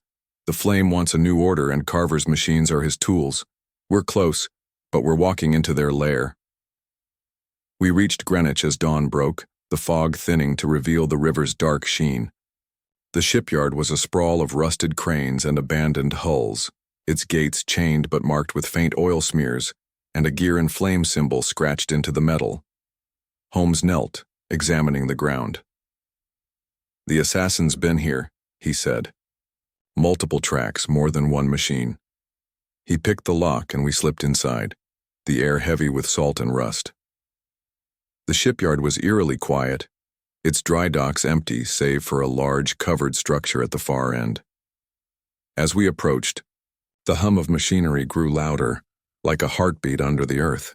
Holmes pulled back a tarp, revealing a steel hatch set into the ground, its edges slick with oil. "Beneath the streets," he murmured, prying it open. A ladder descended into darkness, the hum louder now, mixed with the clank of gears. "The sentinel's here, Watson. Stay sharp." We climbed down, the air growing damp and cold, the ladder leading to a vast tunnel lit by flickering gas lamps. It was no sewer.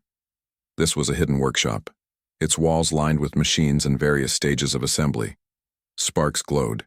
In glass casings, and half-built assassins stood like silent sentinels, their red eyes dark but menacing. At the tunnel's end, a massive shape loomed, the sentinel, its brass and steel frame towering, its core pulsing with amber light from multiple spark vials. Holmes's breath caught. "It's nearly complete. Look, 3 spark chambers, but only 2 filled. They need 1 more." I scanned the tunnel, my revolver drawn, every shadow a threat. "Langston's spark, the one we have. That's what they're after." A sharp clank echoed behind us, and we spun, weapons raised. 2 assassins stepped. From a side passage, their gear and flame marks gleaming, their claws flexing. These were sleeker, their gears near silent, steam vents smaller but still visible. Carver had refined them again. "Overheat them," Holmes shouted, firing at one's joints. The bullet sparked, slowing it slightly. I aimed for the other, my shots clanging uselessly off its chest. Holmes darted to a steam pipe, twisting the valve until hot vapor filled the tunnel. The assassins pressed forward, their gears grinding, steam hissing from their vents. We backed toward the sentinel, the assassins relentless. Holmes grabbed a tie-dye wrench from a nearby workbench, hurling it into one's vent. It jammed, the machine stuttering as steam poured out. I fired into the other's vent, the bullet lodging inside, and it seized, collapsing with a groan. Panting, I wiped sweat from my brow. "They're tougher every time, Holmes. We can't keep this up." He nodded, examining the fallen machines. "Carver's learning, but so are we. Look, this one's core." He pried open a panel, revealing a smaller clockwork heart, its gears etched with the gear and flame mark. "The flame signature is everywhere." "He's closer than we thought." A low voice cut through the tunnel, cold and sharp. "Closer than you know, Mr. Holmes." We turned to see Carver, his black coat blending with the shadows, a pistol in his hand. Beside him stood Colonel Drayton, his stern face set, and a third figure, older with silver hair and piercing eyes, clad in a tailored suit. His presence was commanding, his gaze like a blade. Holmes's pistol didn't waver. "And you must be the Flame."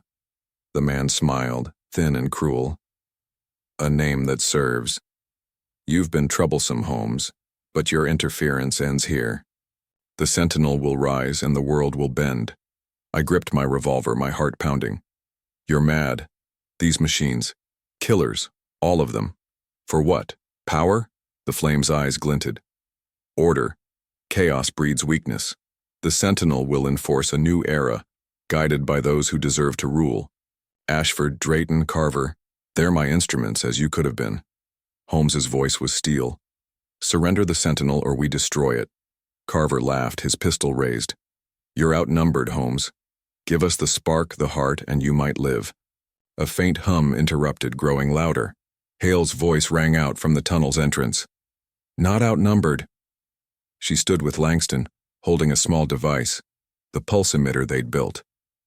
She pressed a button, and a high-pitched whine filled the air. The sentinel's gears groaned, its core flickering, and Carver's assassins twitched, their vents steaming. "Run!" Holmes shouted, firing at Carver. The shot missed as Carver dove behind the sentinel, Drayton and the Flame retreating into the shadows. We sprinted for the ladder, Hale and Langston ahead, the emitter's whine fading. The sentinel stabilized, its hum returning, and new clanks echoed, more assassins waking. We climbed into the shipyard, the fog cloaking our escape. Hale panted, clutching the emitter. It worked, but not long enough. The sentinel's too strong. Holmes's face was grim. You bought us time. The flames revealed, and we know his plan. We strike back before they rebuild. As we fled Greenwich, the tunnel's secrets, the sentinel, the flame, weighed heavy. Beneath the streets of London, the conspiracy's heart beat stronger, and the assassin's red eyes were never far behind. Chapter 19. The Flame's Gambit. The fog was a ghostly veil over Greenwich as we fled the shipyard, our boots pounding the damp cobblestones. My lungs burned from the chase, the pulse of the sentinel's amber core, and the flame's piercing gaze, etched in my mind. Sherlock Holmes led the way, his coat flapping, the spark vial, clockwork heart, and blueprint secure inside. Margaret Hale clutched her pulse emitter, its brief success against the sentinel giving us a fleeting edge. Victor Langston stumbled beside her, his face ashen, the weight of his creation now a deadly burden. "Watson," Holmes said, his voice sharp despite our flight. "The flames revealed himself, but he's not cornered. The sentinel's nearly complete and he'll strike soon. We need to regroup, fortify our position." I gripped my revolver, scanning the fog for red eyes. "He called it a new era, Holmes. Him, Ashford, Drayton, Carver. They're not just building machines, they're planning a coup." Hale's voice trembled but held firm. "The emitter worked, but only for moments. The sentinel's heart is stronger than we thought. We need to modify it, more power, longer range." Langston nodded, clutching his satchel. "And the spark? I can adjust its formula, make it unstable. If we sabotage their supply, the sentinel fails." Holmes glanced back, his eyes gleaming. "Good. We return to Baker Street, refine your work. The flame's gambit is bold, but we'll counter it." The cab ride to 2-21B was tense, the fog thickening as London stirred under a gray dawn. Mrs. Hudson greeted us with a gasp, her hands wringing her apron. "You're all alive, thank God. There's been noises again, scraping, clanking, not 10 minutes ago." Holmes's face hardened. "Where?" "The alley," she said, pointing to the window. I didn't look, but it's been too quiet since. We locked the doors, drawing the curtains. Hale and Langston set up their tools on Holmes's desk, tweaking the emitter and mixing chemicals for the spark. Holmes spread the blueprints, his pipe unlit, his mind racing. The flame's alliance is clear. Ashford's money, Drayton's military, Carver's machines. But the flame himself, he's the strategist. We need his identity. I sank into my chair, exhaustion battling resolve. "He looked powerful, Holmes. Silver hair, those eyes. A lord? A general?" Holmes nodded, pulling a directory of London's elite from his shelf. "Possibly. The gear and flame mark ties to Ashford's crest, but it's older, heraldic. The flame may be using it to mask his own symbol." He flipped through pages, stopping at a name. Sir Alistair Varnum, Baronet. Varnum, industrialist, former diplomat rumored to fund secret projects. His family crest includes a flame. I leaned forward. Could he be the flame? Holmes's eyes narrowed. It fits. Varnum's connected to Ashford through business, and Drayton served under a general tied to his circle. We need to confirm. His estate's in Kensington, not far. A loud clank from outside shattered the silence. I sprang to the window, peering through a gap in the curtains. The fog swirled, but 2 red points glowed in the alley. Then 4. 2 assassins, their gear and flame marks gleaming. They moved slowly, claws flexing as if waiting. "Holmes!" I hissed, drawing my revolver. "They're here." He grabbed his pistol, motioning Hale and Langston to the back room. "Stay low, Watson, we draw them away." Hale clutched the emitter, her face fierce. "Let me use it. It's not perfect, but it'll slow them." Holmes hesitated, then nodded. "Do it. Langston, guard the spark and heart." We slipped into the alley, the fog cloaking us. Hale activated the emitter, its whine piercing the air. The assassins twitched, their gears grinding, steam hissing from their vents. One staggered, but the other lunged, its claws slashing inches from my arm. I fired, the bullet sparking off its chest, while Holmes tossed a cobblestone into its vent. "Jamming it! Keep them moving!" he shouted, leading us toward a narrow street. The emitter's effect faded, the second assassin recovering, its eyes burning. We ran, the fog our only shield, their clanking footsteps close behind. Hale pressed the emitter again, its whine weaker now, but it slowed them, steam pouring from their seams. We reached a crowded market, blending into the early vendors. The clanking stopped, the assassins retreating into the fog. Hale panted, the emitter hot in her hands. "It needs more power," she said, but it worked. Holmes's face was grim. "For now. They're testing us, probing our defenses. The Flame's playing chess, and we're on his board." Back at 221B, Langston had a vial of unstable spark compound ready, its glow erratic. "This'll burn out their cores," he said, "but we need to get close." Holmes locked the emitter, spark, and heart in his safe. "We strike Varnum's estate tonight. If he's the Flame, we'll find proof, documents, machines, Carver himself." As the fog pressed against the windows, the Flame's gambit grew clearer, a network of power, a machine to rule. Hale and Langston worked feverishly, their devices, our only hope. But the assassin's red eyes lingered in the fog, and I feared the next move would be checkmate. Chapter 20. The Kensington Gambit. The fog clung to Baker Street like a living thing, its chill seeping into 221B as the day waned.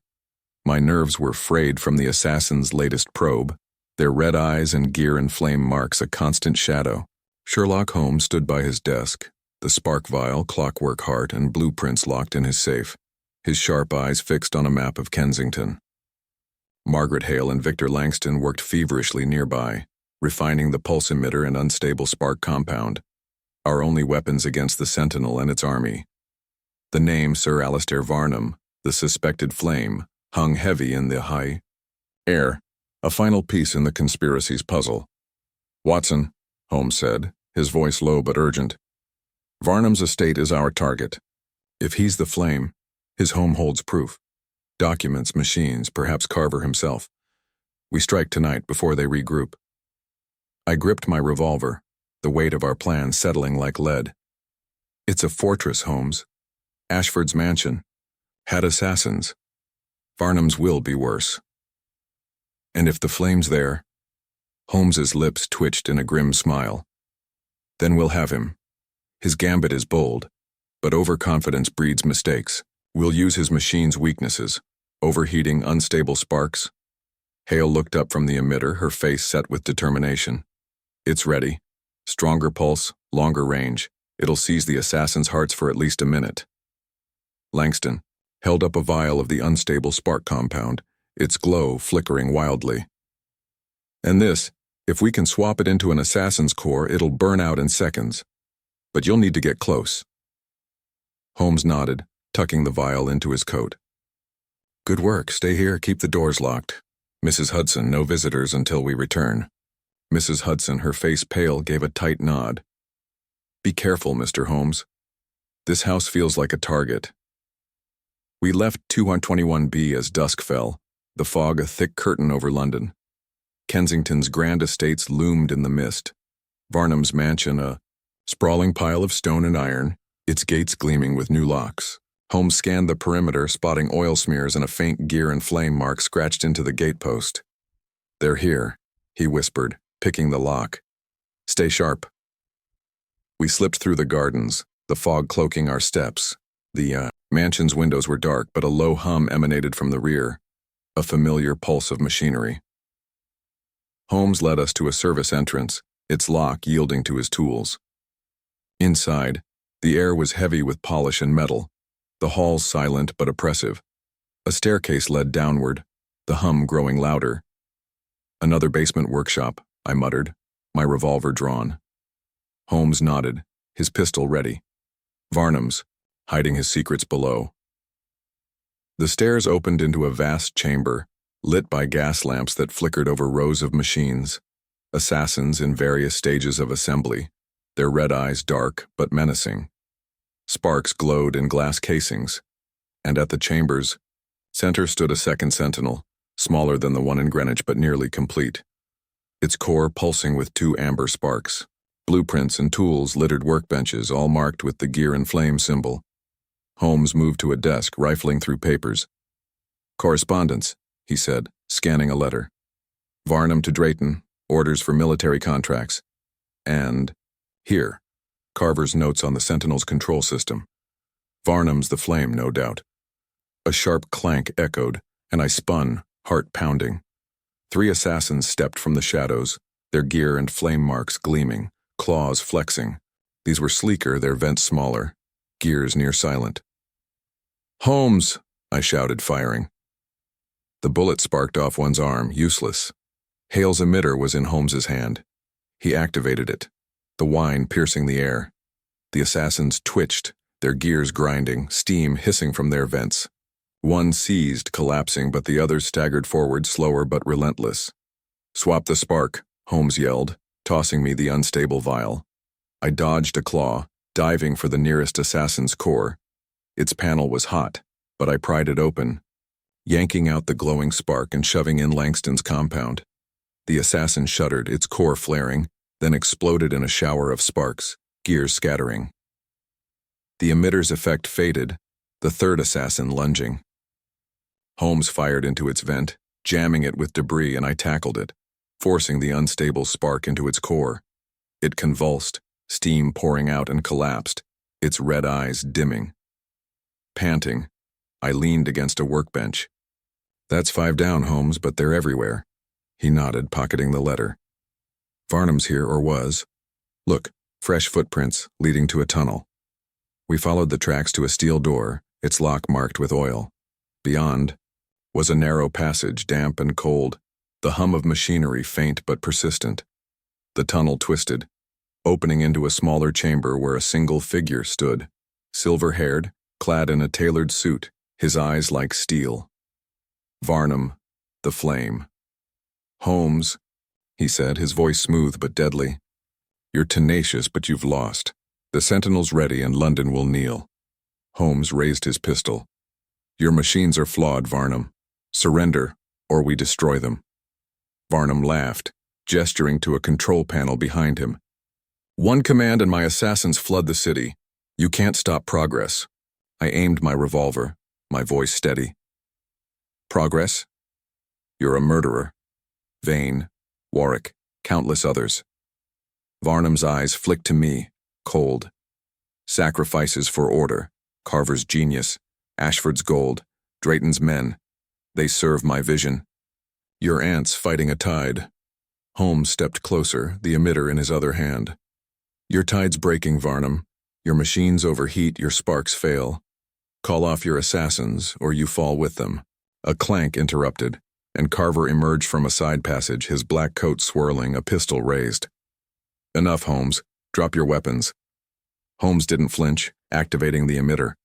Its whine filled the chamber, and hidden assassins in the walls twitched, their gears seizing.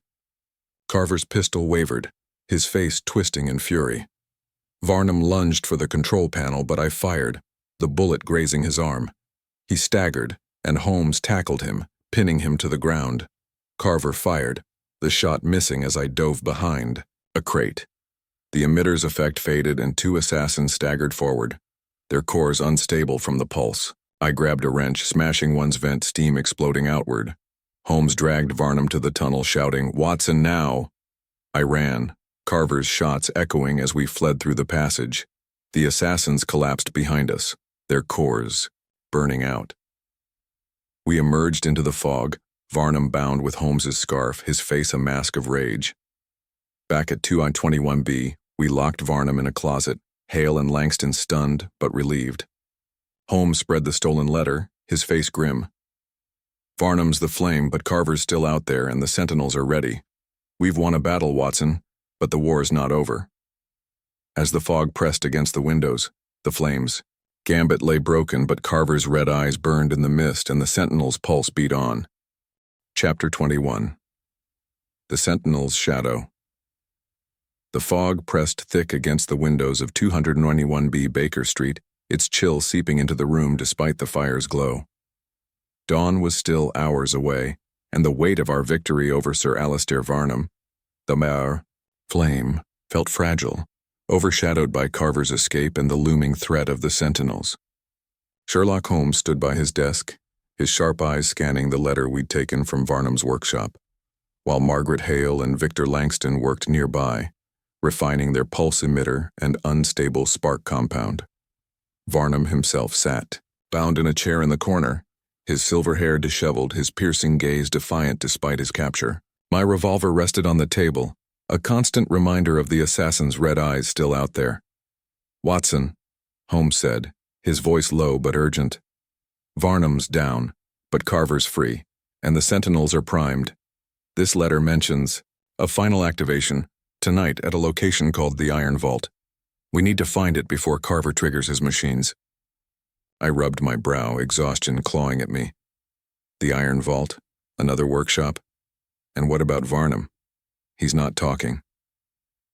Holmes glanced at Varnum, whose lips curled in a thin smile. He'll talk, or he'll face Scotland Yard. But time's short.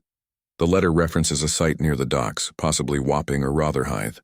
The Sentinel's shadow is long, Watson. We're close to stopping it, but Carver's desperate now.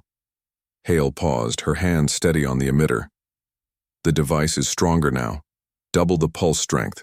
It'll knock out any assassin within 20 feet. Maybe even the Sentinel for a few seconds. Langston held up a second vial of unstable spark compound, its glow erratic.